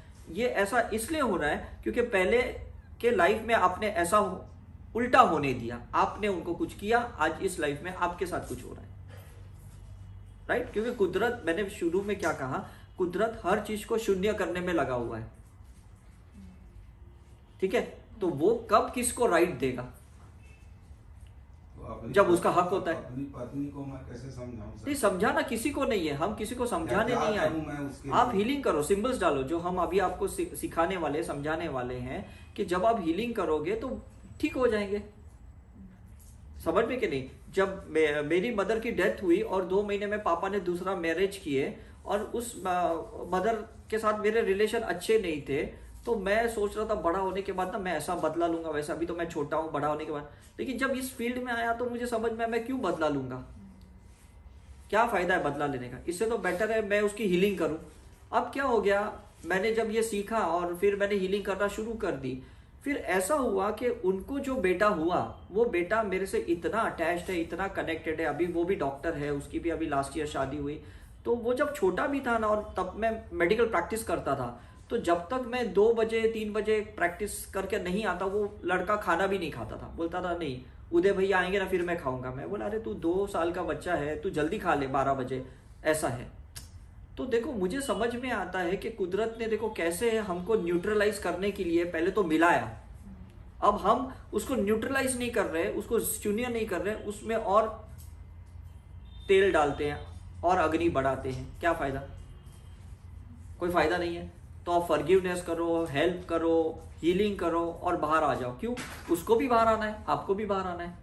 तो जो भी थोड़ी देर पहले ये समझा रहे थे कि हर चीज पीछे के जन्मों से होती है, अनकॉन्शियस माइंड से होती है, आपको पता ही नहीं चलता ये ऐसे क्यों हो रही है, ठीक है। या तो आप बुद्धा के जैसे ऐसे विद्वान बन जाओ कि आप खुद बैठे बैठे पीछे चले जाओ, और जैसे उन्होंने 649 लाइव्स देखी, आप भी देख लो। लेकिन इतने तो हम शून्य दिमाग के है नहीं कि पीछे चले जाएं। तो फिर आपको या तो अटेम्प्ट करो रिग्रेशन का, या तो हीलिंग कर दो, साइकिक सर्जरी करके निकाल दो।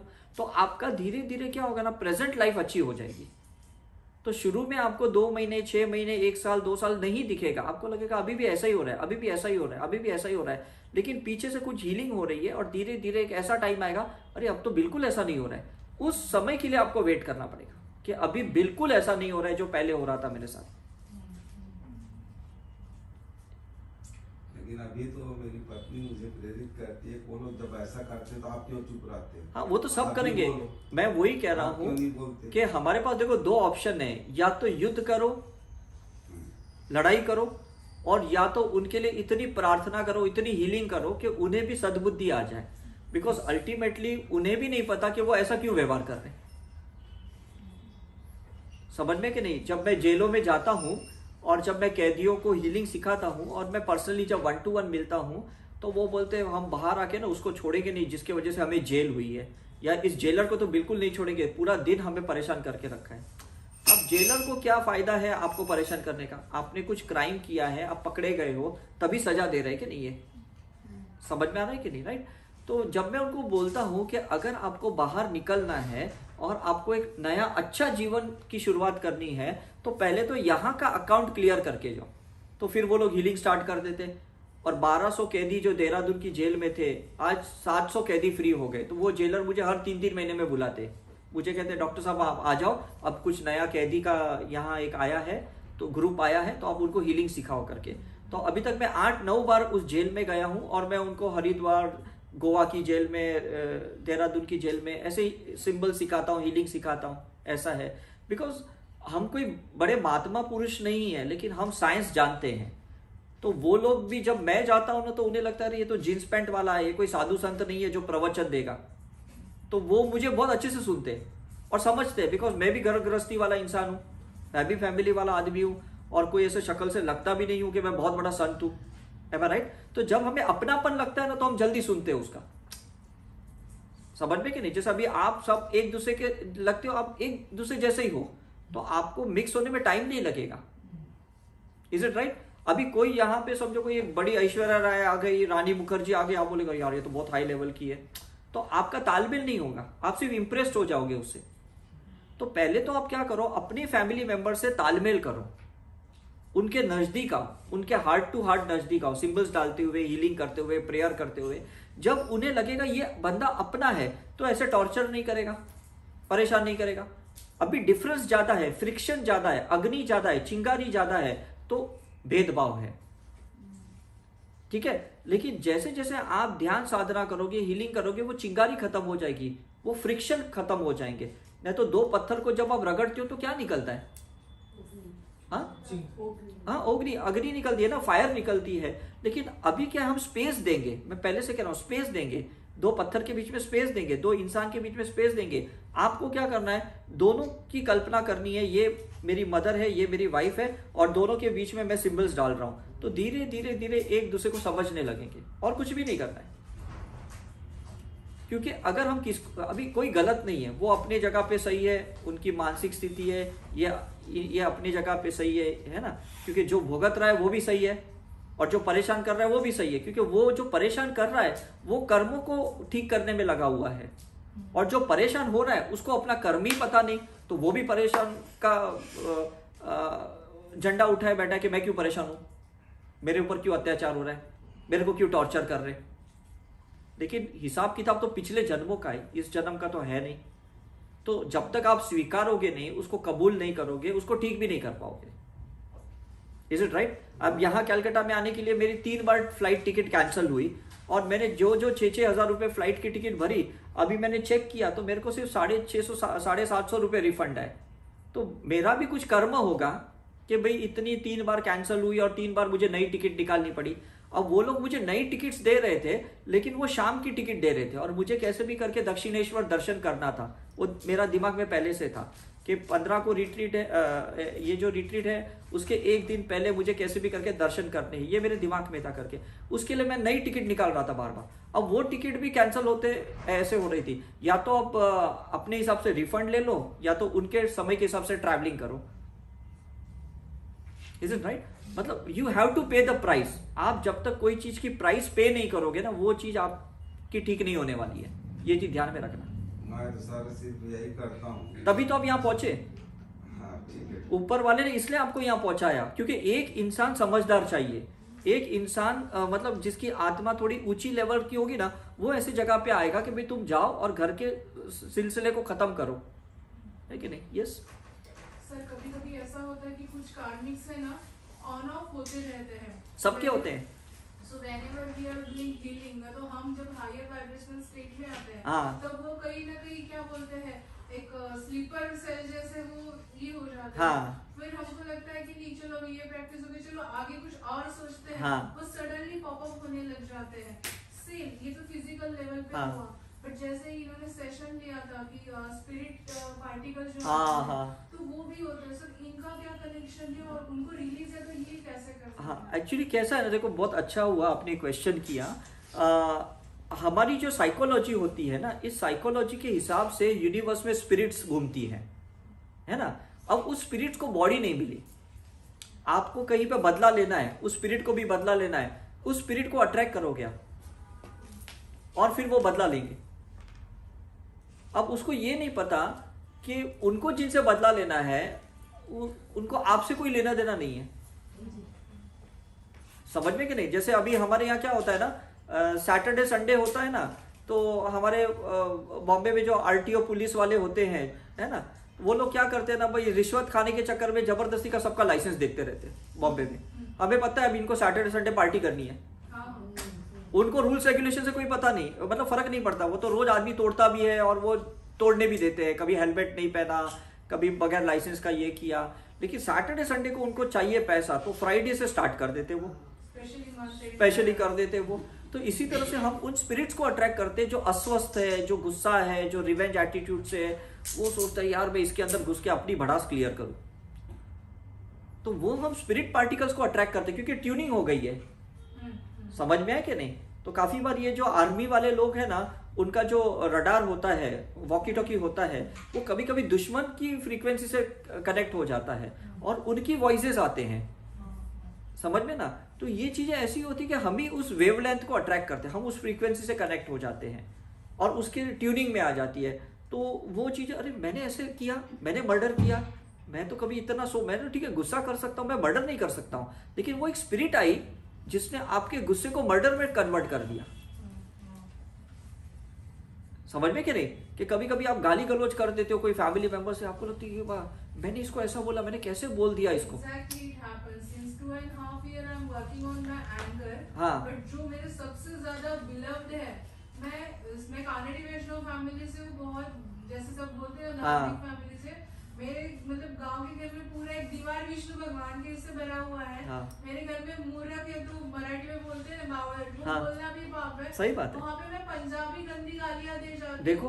और मेरे जो हस्बैंड है उनको लगता है कि कहाँ से आता है। और इतना, और उस एक इंसान में मैं इतना गुस्सा निकाल रहा हूँ, तो ऐसा लगता है कि जिस इंसान से मैं दुनिया में सबसे ज्यादा प्यार करती हूँ, उसको इतना गुस्सा क्यों करते हैं। और फिर 10 मिनट्स बाद मैंने दिया क्यों। यस। और फिर क्या होता है, हमने तो चलो समझ भी लिया, लेकिन सामने वाले ने पकड़ लिया और वो सालों सालों तक पकड़ के रखेगा। जब जब एक समय आएगा ताने में, उस दिन तुमने गाली नहीं दी, उस दिन तुमने गाली नहीं दी। और काफी बार हम भी ऐसे करते हैं कि सामने वाले ने कुछ बोल दिया, हमने पकड़ लिया और हम उसको बार बार वो सुनाते हैं, ट्रिगर करते हैं, तुमने ऐसा नहीं किया मेरे साथ, तुमने ऐसा नहीं किया, क्योंकि हमने डिसॉल्व नहीं किया, हमने हील नहीं किया। तो इसलिए ये जो सिंबल्स जो हम सिखाते हैं, साइकिक सर्जरी सिखाते हैं, ये वो प्रोसीजर है जिससे वो टोटली जीरो न्यूट्रल हो जाए। समझ में कि नहीं, राइट। अब आप हर बार तो बिस्लरी का पानी खरीद के पी नहीं सकते हो, राइट। आप अपने ही घर के पानी को गर्म करते हो थोड़ा गैस पे, और उसको फिर सादे पानी से थोड़ा छान लेते हो और पी लेते हो, इज इट राइट। तो ये फिल्टर हो गया ना, है राइट। तो हमें भी क्या है, हमारे अंदर जो भी चीजें हैं उसको सिंबल से फिल्टर करनी पड़ेंगे, हीलिंग से, मेडिटेशन से फिल्टर कर, तो ये अनवांटेड स्पिरिट पर्सनालिटीज एक्टिवेट नहीं होगी। क्योंकि ये है ना, दो सोल आपस में जो मिले हैं ना, वो मैक्सिमम तो बदले की भावना से मिले हैं। भले कोई अट्रैक्ट होती है, यार कितना गुड लुकिंग है, कितना अच्छा हस्बैंड है, कितनी अच्छी वाइफ है, लोगों को मैं दिखाऊंगा मुझे क्या लाइफ पार्टनर मिले।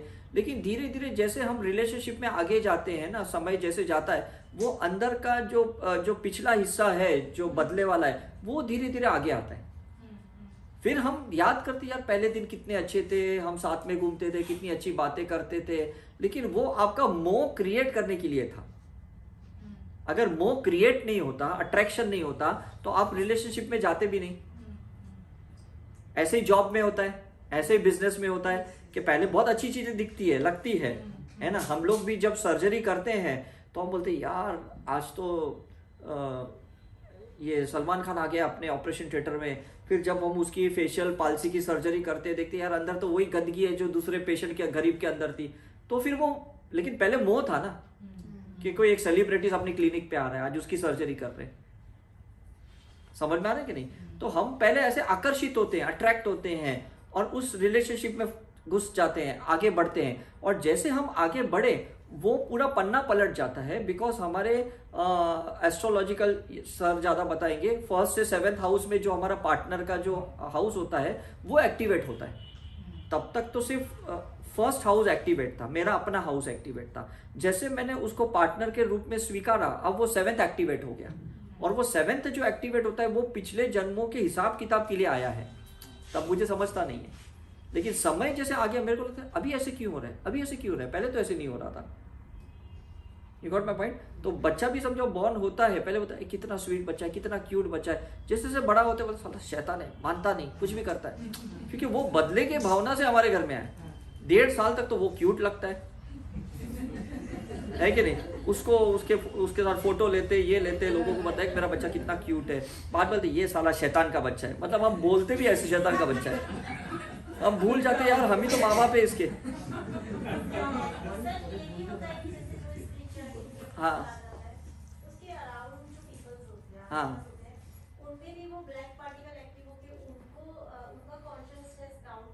डाउन करने के लिए होता है। इसलिए मैंने बोला ना कि जो लोग पहाड़ों पे जाके साधना करते हैं उसका रीजन ये है कि ब्लैक पार्टिकल नीचे सेडिमेंट हो जाए और व्हाइट पार्टिकल इवेपोरेट होके मतलब ईथर एलिमेंट में रहे। लेकिन अगर आप घर गृहस्थी की जिंदगी जीते हो, वो ब्लैक पार्टिकल आपके ही घर में सेटल होंगे और वही चीजें कोई ना कोई पकड़ेगा। समझ में है कि नहीं, वही पकड़ेगा। अभी आप घर पे बैठो, साइकिक सर्जरी करने के लिए, हीलिंग करने के लिए बैठो, जो ब्लैक पार्टिकल निकल जाएगी आपके अंदर से वही लोग पकड़ेंगे। और फिर लोग आपको ध्यान करने नहीं देंगे, हीलिंग करने नहीं देंगे, आपको रिट्रीट में आने नहीं देंगे, बोलेंगे नहीं इतना पैसा खर्च नहीं करना, इतना फालतू का बकवास है, ये सब चीजें बोलेंगे, ताने मारेंगे, रेजिस्ट करेंगे, है ना, ऑब्स्टिकल क्रिएट करेंगे। लेकिन यही चीजें अगर आप जंगलों में करते तो कौन आपको रुकाता? इसलिए हम क्या करते हैं ना, आपको घर से बाहर निकालते हैं और हम ऐसे जगह पे हैवी प्रोसीजर्स करते हैं। समझ में कि नहीं। अब यहाँ तो कैसा है, समझो आप हमें पैसे दे रहे हो, हम इस प्रीमाइसिस को पैसे दे रहे हैं, तो वो एक एनर्जी एक्सचेंज है। तो ना इन लोगों को कोई तकलीफ होती है, ना हमें तकलीफ होती है, ना आपको तकलीफ होती है, बिकॉज हमने एनर्जी एक्सचेंज से बात खत्म कर दी। Is it right? घर के लोगों के साथ क्या होता है, कोई एनर्जी एक्सचेंज तो है नहीं पैसों का। अब हमने जो ब्लैक पार्टिकल्स निकाले, जो भी चीजें बाहर निकाली, अब वो चीजों को वो एब्जॉर्ब कर रहे हैं। हम बोलते हैं यार मैं तो कुछ शांत हो गया, वो ज्यादा भड़क रहा है मेरे से, ये क्या हो गया? एग्जैक्टली तो इसलिए हम रूम चार्जिंग सिखाते हैं, क्रिस्टल पहनने के लिए रिक्वेस्ट करते हैं, घर में थोड़े क्रिस्टल रखने की बात करते हैं। मैंने अपने घरों में फ्लोरिंग में क्रिस्टल्स रखे हैं, मैंने कंसील्ड वायरिंग में सारे क्रिस्टल बॉल्स डाले हैं, मैंने ब्रह्मस्थल में भी क्रिस्टल्स डाले हैं, क्योंकि मुझे पता है कि ये चीजें मैं तो निकालने वाला हूं, मेरे बच्चों में ना जाए, मेरे फैमिली मेंबर में ना जाना चाहिए। समझ में आ रहा कि नहीं? तो मैं खुद भी क्रिस्टल पहन के हैवी प्रोसीजर्स करता हूं, राइट। तो थोड़ा साइंस समझो इसको कि अगर आप उसको कैसे भी करोगे नहीं चलने वाला, फिर आप ज्यादा टाइम सस्टेन नहीं हो पाओगे।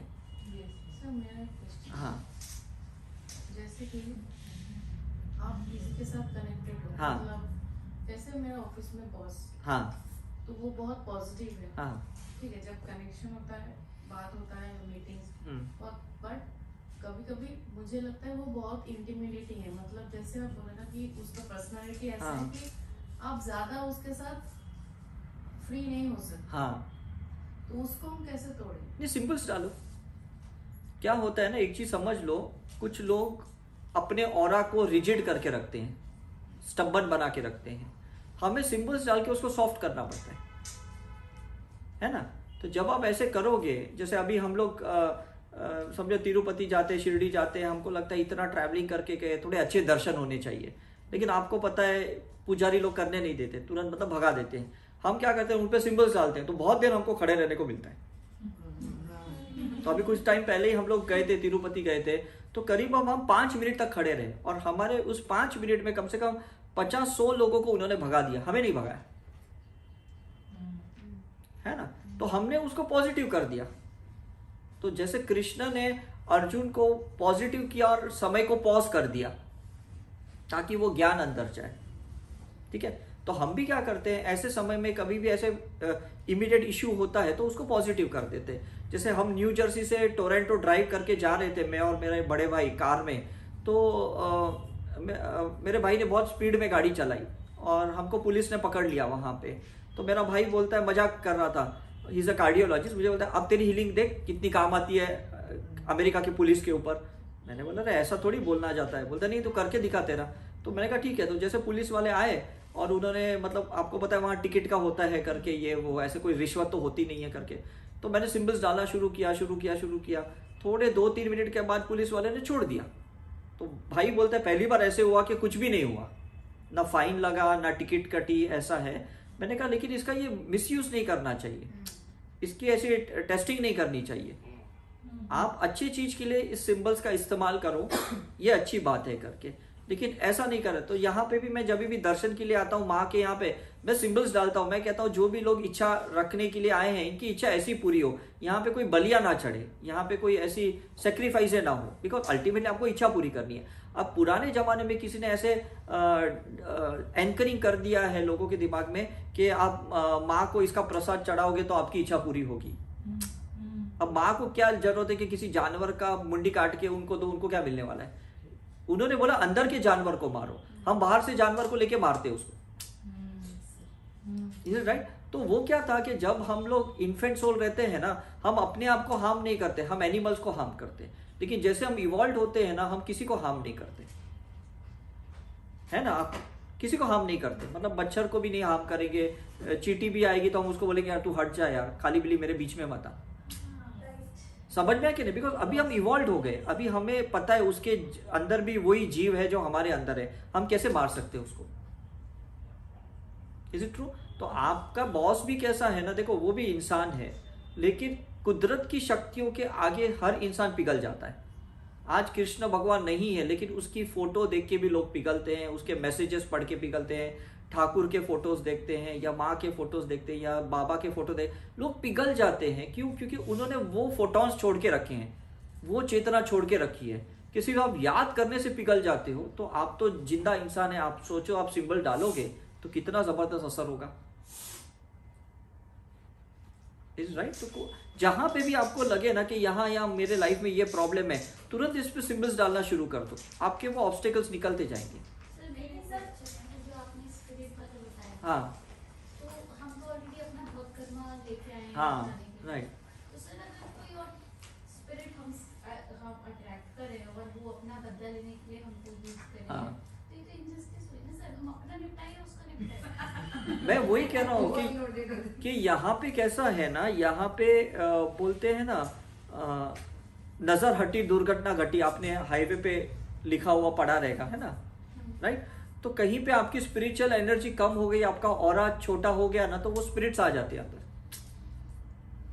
समझ में कि नहीं? तो आप कहीं पे भी बाहर जाओ, एंजल्स को इन्वोक करो या ऑरा एक्सपांड करके, या गुरु को जिसको भी मानते हैं उसको इन्वोक करके, आह्वान करके आप बैठो, आपका ऑरा पॉजिटिव करके, तो ऐसी कोई स्पिरिट्स अंदर नहीं जाएगी। समझ में कि ना? अभी देखो लेडीज को, अभी मैं आपको साइंस समझा रहा हूँ, कुछ जेंडर की बात नहीं कर रहा हूँ, कि लेडीज को इसलिए शमशान में आने नहीं देते बिकॉज उसके नीचे के चक्रस ओपन रहते हैं, तो वो स्पिरिट्स को कभी भी खींच सकती है। समझे कि नहीं? अब जेंट्स का कैसा है, उनका ऊपर का चक्र खुला रहता है, तो ऊपर से कभी स्पिरिट नहीं जाती है, स्पिरिट कभी भी नीचे के रूट चक्र से ही जाएगी, ऊपर से तो सिर्फ डिवाइन एनर्जी से ही जा सकती है ना? लेकिन काफी लोग लड़ते हैं कि भाई हम लेडीज हम क्यों नहीं जाए शमशान में, सिर्फ जेंट्स क्यों जाए, लेकिन फिर वो ऐसे स्पिरिट्स अंदर आने के चांसेस ज्यादा होते हैं।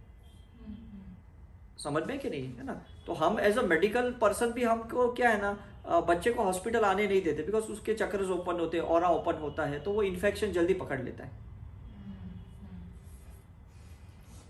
समझ में कि नहीं? तो जब महिला मेंस्ट्रुअल साइकिल में होती है, उसको बोलते हैं भाई मंदिर में मत जाओ, पूजा मत करो, मतलब हमारे जैन कम्युनिटी में तो मूर्ति को हाथ लगाने भी नहीं देते, पूजा भी नहीं, क्योंकि उस टाइम पे आपके चक्र खुले हैं।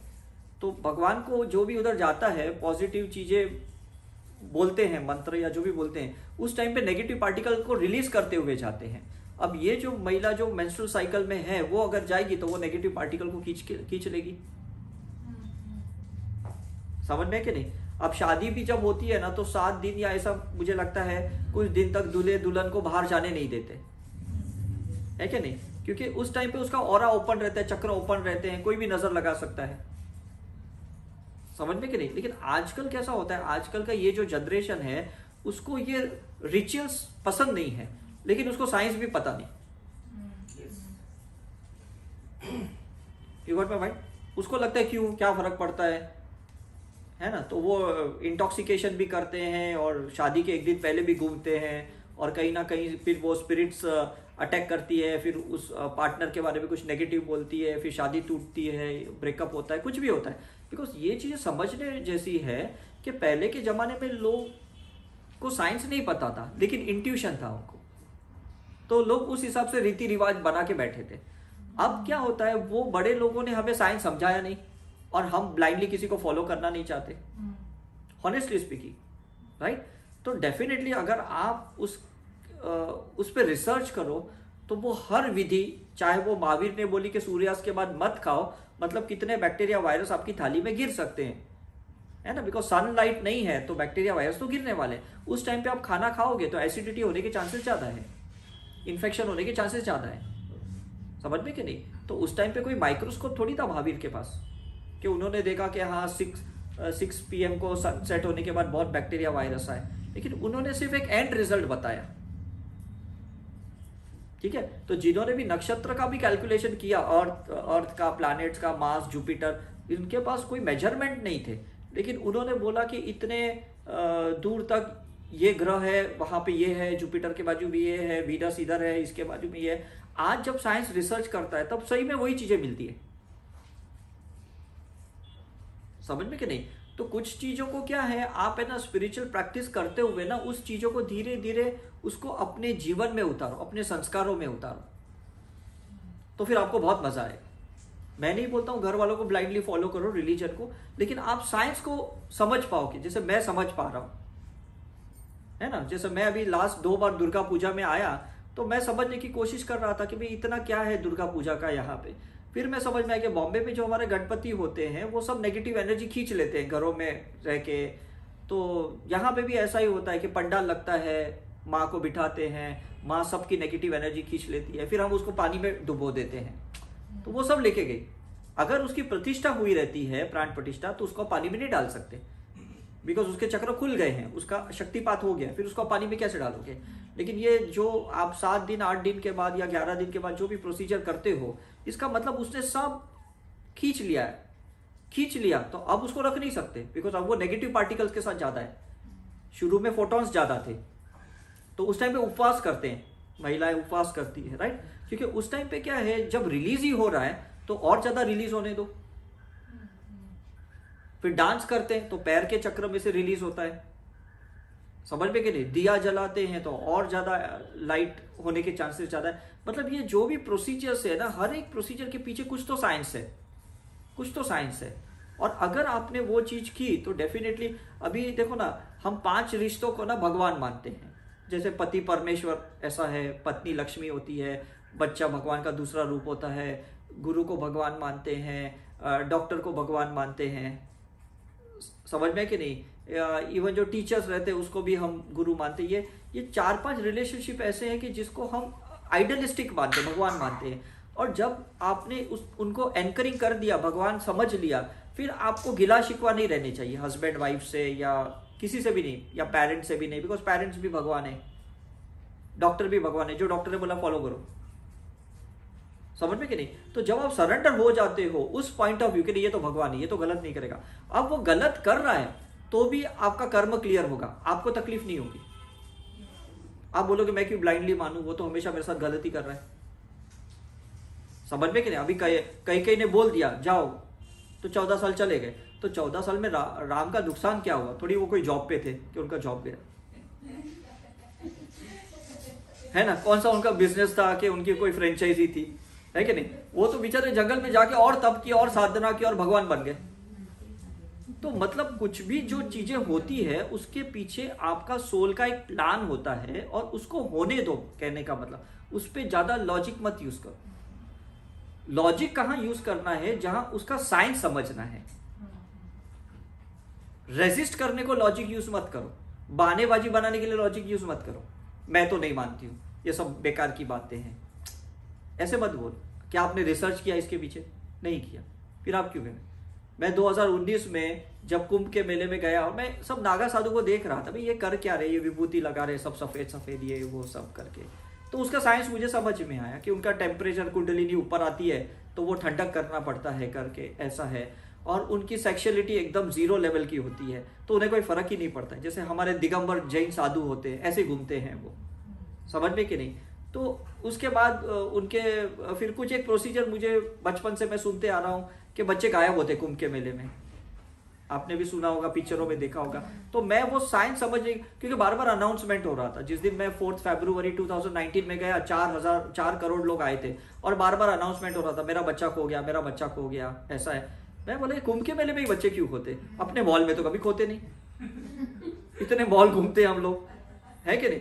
फिर मैं बैठे मेडिटेट कर रहा था, उनकी मैं थोड़ी हीलिंग कर रहा था। फिर मुझे समझ में आया उस कुंभ के मेले में जो 6 साल 12 साल के बाद होता है, उसमें जो साधु संत आते हैं वो ये डिसाइड करके आते हैं कि अब मुझे यूनिवर्स में कुछ तो फिजिकल लेवल पे काम करना है, ऐसा सोचते हैं वो।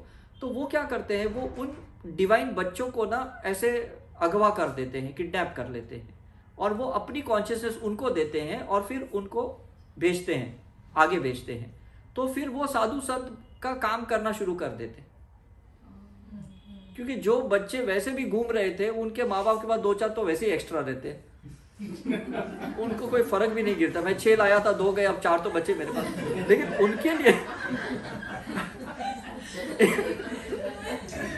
मतलब वो उनके ही अगवा करते। हमारे जैसे अच्छे फैमिली के तो किसी को किडनैप भी नहीं करेंगे, बोले कि ये तो साला अपनी इच्छा पूरी करेगा, मेरी काम पूरी करेगा। तो जो इनोसेंट बच्चे रहते हैं, मतलब जो बोले वाले रहते हैं, उनको ये किडनैप करते, अपनी कॉन्शियसनेस देते हैं और फिर अपनी स्पिरिचुअलिटी को आगे बढ़ाते हैं ये लोग। समझ में आ रहा है कि नहीं। तो कितना मतलब ब्यूटीफुल ये सब प्लानिंग, डिवाइन प्लान है। देखो मतलब जहां जहां कुछ होता है बस उस साइंस को समझने की कोशिश करो, बाकी आप दिमाग नहीं लगाओ, राइट। सो आई होप आपने समझ लिया। थोड़ा लेक्चर लंबा हुआ, लेकिन हमने दिया इसलिए क्योंकि अभी हम ज़्यादा प्रैक्टिकल करेंगे, अभी हम ज़्यादा थियरी पे फोकस नहीं करेंगे। क्या होता है ना, आप लोग ने हमारी अलग अलग यूट्यूब देखी है, तो उसको आपको ना एक कंप्लीट पिक्चराइजेशन करना ज़रूरी है, क्योंकि वो टुकड़ा टुकड़ा टुकड़ा सुना हुआ था, कुछ याद है कुछ याद नहीं है। तो उस पूरा एक कंप्लीट पिक्चर नहीं था आपके अंदर। तो आज सुबह से जो भी हम टॉक दे रहे हैं, तो उसमें आपका ये पूरा पिक्चर क्लियर हो गया कि ये सोल की जर्नी, ये ऑरा, ये पास्ट लाइफ, ये माइंड, ये सब क्लियर हो गया। अब आप जो भी प्रैक्टिकल प्रोसीजर करोगे आपको बहुत मजा आएगा। सर मेरा एक लास्ट, हाँ पूछिए ना। हाँ मैं करीब 10-15 साल से राष्ट्रीय स्वयंसेवक संघ में जुड़ा हूँ। हाँ हाँ। तो जितने संघ के लोग हैं तो सारे लोग ये कहते हैं कि ये भारतवर्ष जो है हिंदुओं का देश है, हाँ। और ईसाई और मुसलमान लोग बाहर से आए, हाँ। और उनकी जो धर्म है, हाँ। वो हमसे बिल्कुल विपरीत है। हाँ। जैसे हम गाय को मां मानते हैं, हाँ। वो लोग गाय को काट, यस यस, है ना। हम लोग किसी जो मेहमान है उसको हाँ। बहुत शुद्ध ढंग से खाना हाँ, खिलाते हैं, राइट वो लोग फूंक के जूठा करके खिलाते हैं। Right right. तो जब से मुझे मालूम हुआ है, हाँ अपने लोगों के द्वारा ये हाँ। बातें, तो तब से मुझे भी उनसे नफरत हो गया। हाँ। और मैं भी एक यही काम करता हूँ। हाँ। ये ठीक नहीं है, हाँ। क्योंकि हम लोगों को काफिर मानते हैं, हाँ। है ना, हम तो दुश्मन मानते हैं। Right right. और किसी भी काफिर को जब मुसलमानों के द्वारा मारा जाता है तो वो जन्नत जाता है। हाँ। ये बात मुझे आज तक समझ में नहीं आया। नहीं वो क्या है ना, जैसे हमारे बकरीद में हाँ हजारों लाखों करोड़ों संख्या में हाँ बलि दे देते, बलि देते।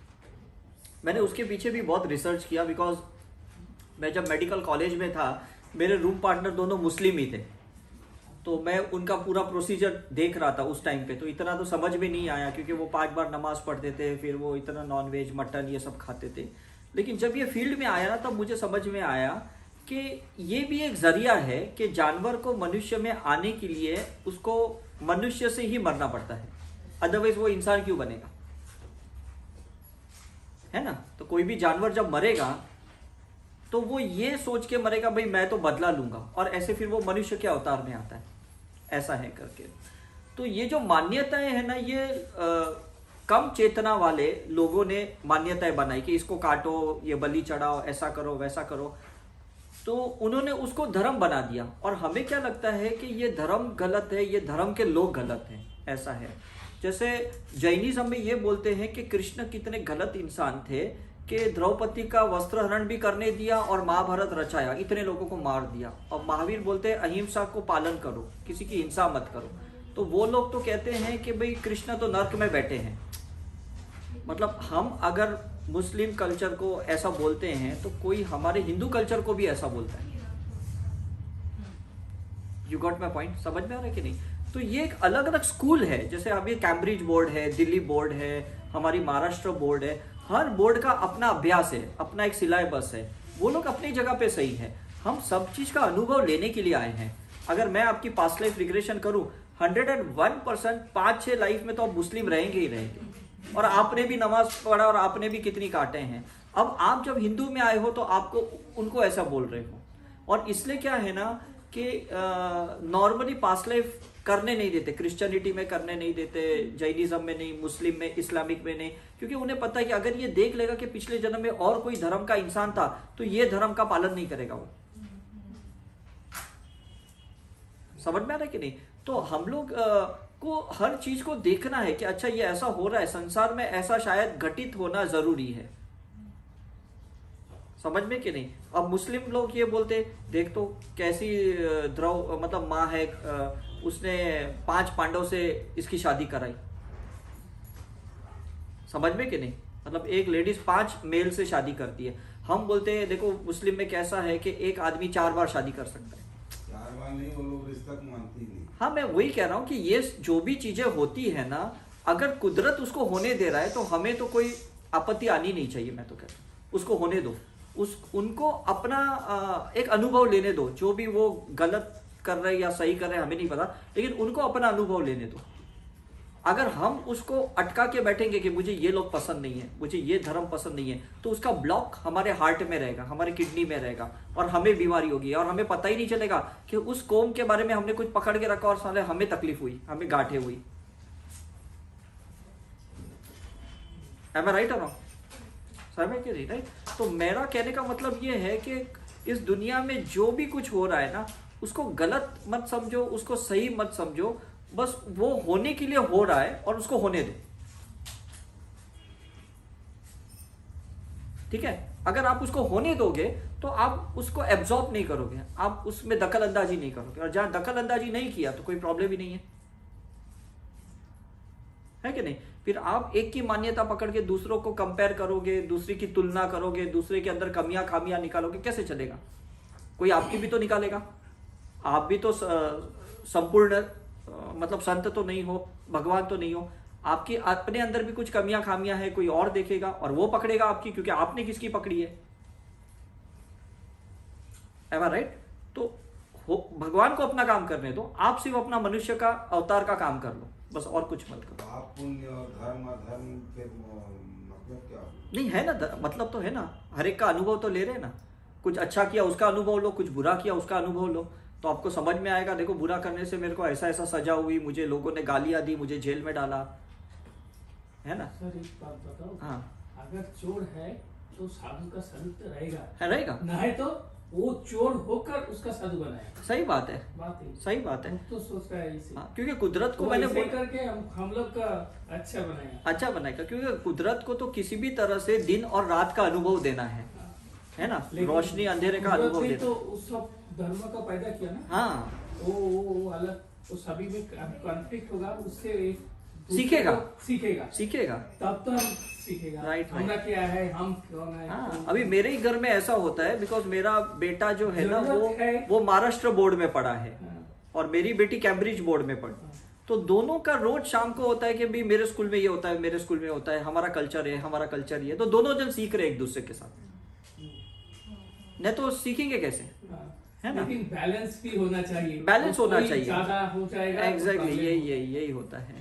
हम तो लोग मेरा बेटा बोलता है देखो हमारे महाराष्ट्र बोर्ड में कितना इतिहास बताया शिवाजी महाराज, तुम्हारा कैम्ब्रिज बोर्ड में कुछ भी नहीं है, ऐसा है। तो मेरी बेटी बोलती है देखो कैम्ब्रिज बोर्ड में कितना साइंस बताया है, कितना टेक्नोलॉजी का बताया, तुम्हारा महाराष्ट्र बोर्ड में नहीं है। तो मैं दोनों को बोलता हूँ तुम एक दूसरे से सीखो, लड़ो मत। तो दोनों एक दूसरे से सीखते हैं शाम को बैठ के कि आज तुम्हारे बोर्ड ने क्या सिखाया, तुम्हारे बोर्ड ने क्या सिखाया। तो मुझे लगता है हमें ऐसा सीखना है, समझना है, उसमें हमें वाद विवाद खड़े नहीं करने हैं। अदरवाइज तो फिर ये चलते रहेगा, जैसा कश्मीर का चल रहा है ऐसे चलते ही रहेगा। पर सर जो मुस्लिम कम्युनिटी है उसको हिंदू कम्युनिटी में जाता है, हिंदू कितना भी अच्छा उनको एक्सेप्ट भी कर रहा है, हाँ। तभी उनको रिवेंज रहता है।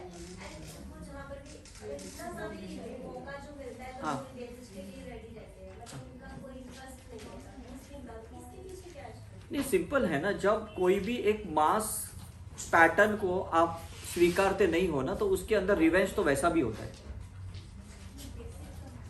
समझ में कि नहीं? उसके अंदर गुस्सा तो पहले ही रहेगा, क्योंकि उसको संसार ने एक्सेप्ट ही नहीं किया, उसको लोगों ने पहले ही पॉइंट आउट किया कि भाई ये लोग गलत है, तो वो तो राह देख रहा है कि आप कब गलती करो तो मैं आपको पकड़ूं।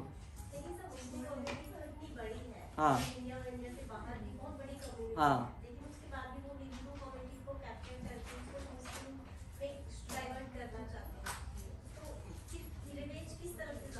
नहीं, रिवेंज तो दोनों का है, एक का साइलेंट है, एक का एक्शन में। लेकिन मैं बोलता हूँ ना, आपको क्या पता कि उनकी जो नमाज है जो पढ़ रहे हैं, उनकी एनर्जी भी हमें काम में आ रही है, उनकी दुआएं भी हमें काम में आ रही है ना। आज आप केदारनाथ ऐसे कितनी जगह पे जाओगे, वो मुस्लिम है जो बेचारे घोड़े वोड़े लेके जाते हैं, पालकी लेके जाते हैं, हमें चढ़ाते उतारते हैं, कितने जगह पे ऐसे मैंने देखा है ना, सब जगह है।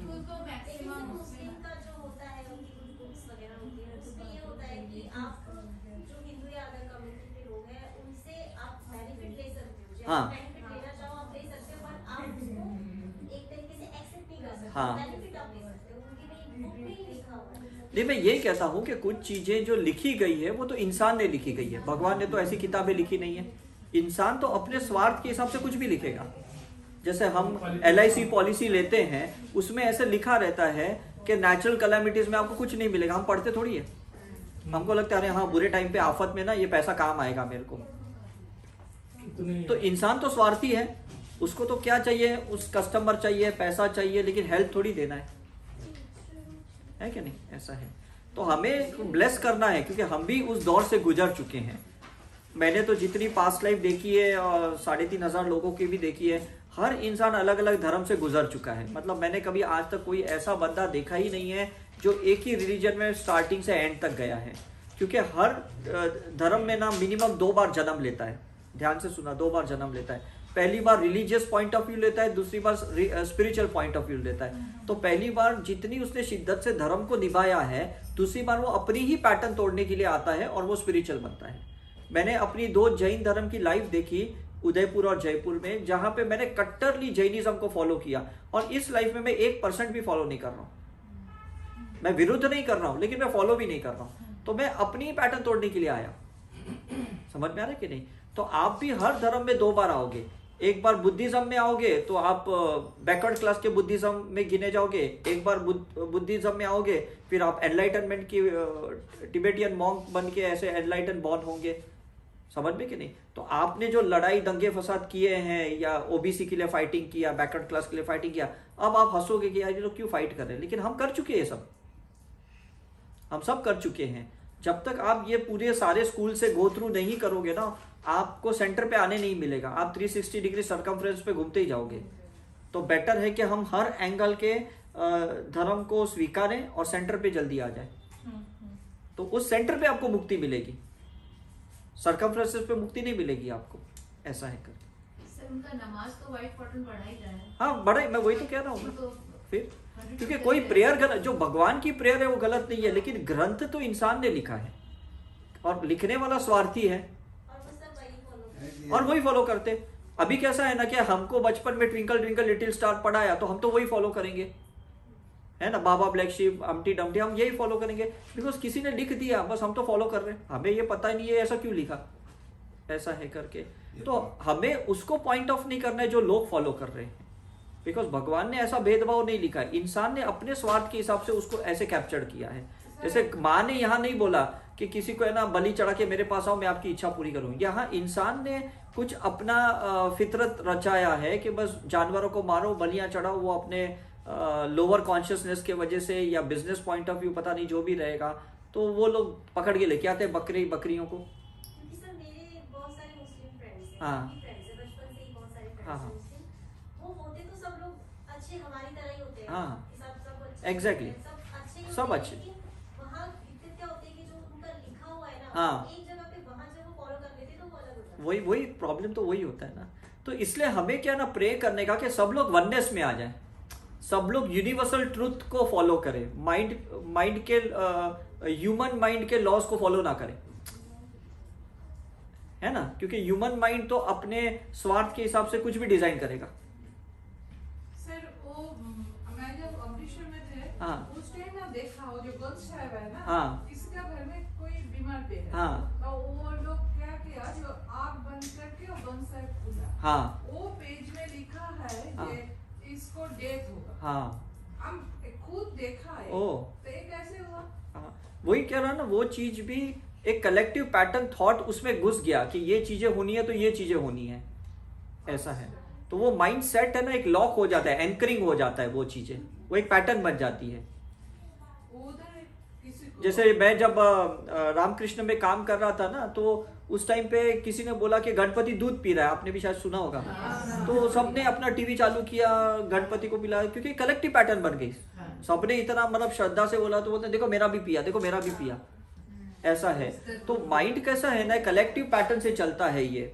जब बहुत मास ऑफ द पब्लिक जब एक सोच लेती है ना, तो वो सोच तो यस हो जाती है, तथास्तु हो जाती है, ऐसा है। आपको उस पैटर्न से बाहर आना है, अगर गलत पैटर्न है तो, ऐसा है।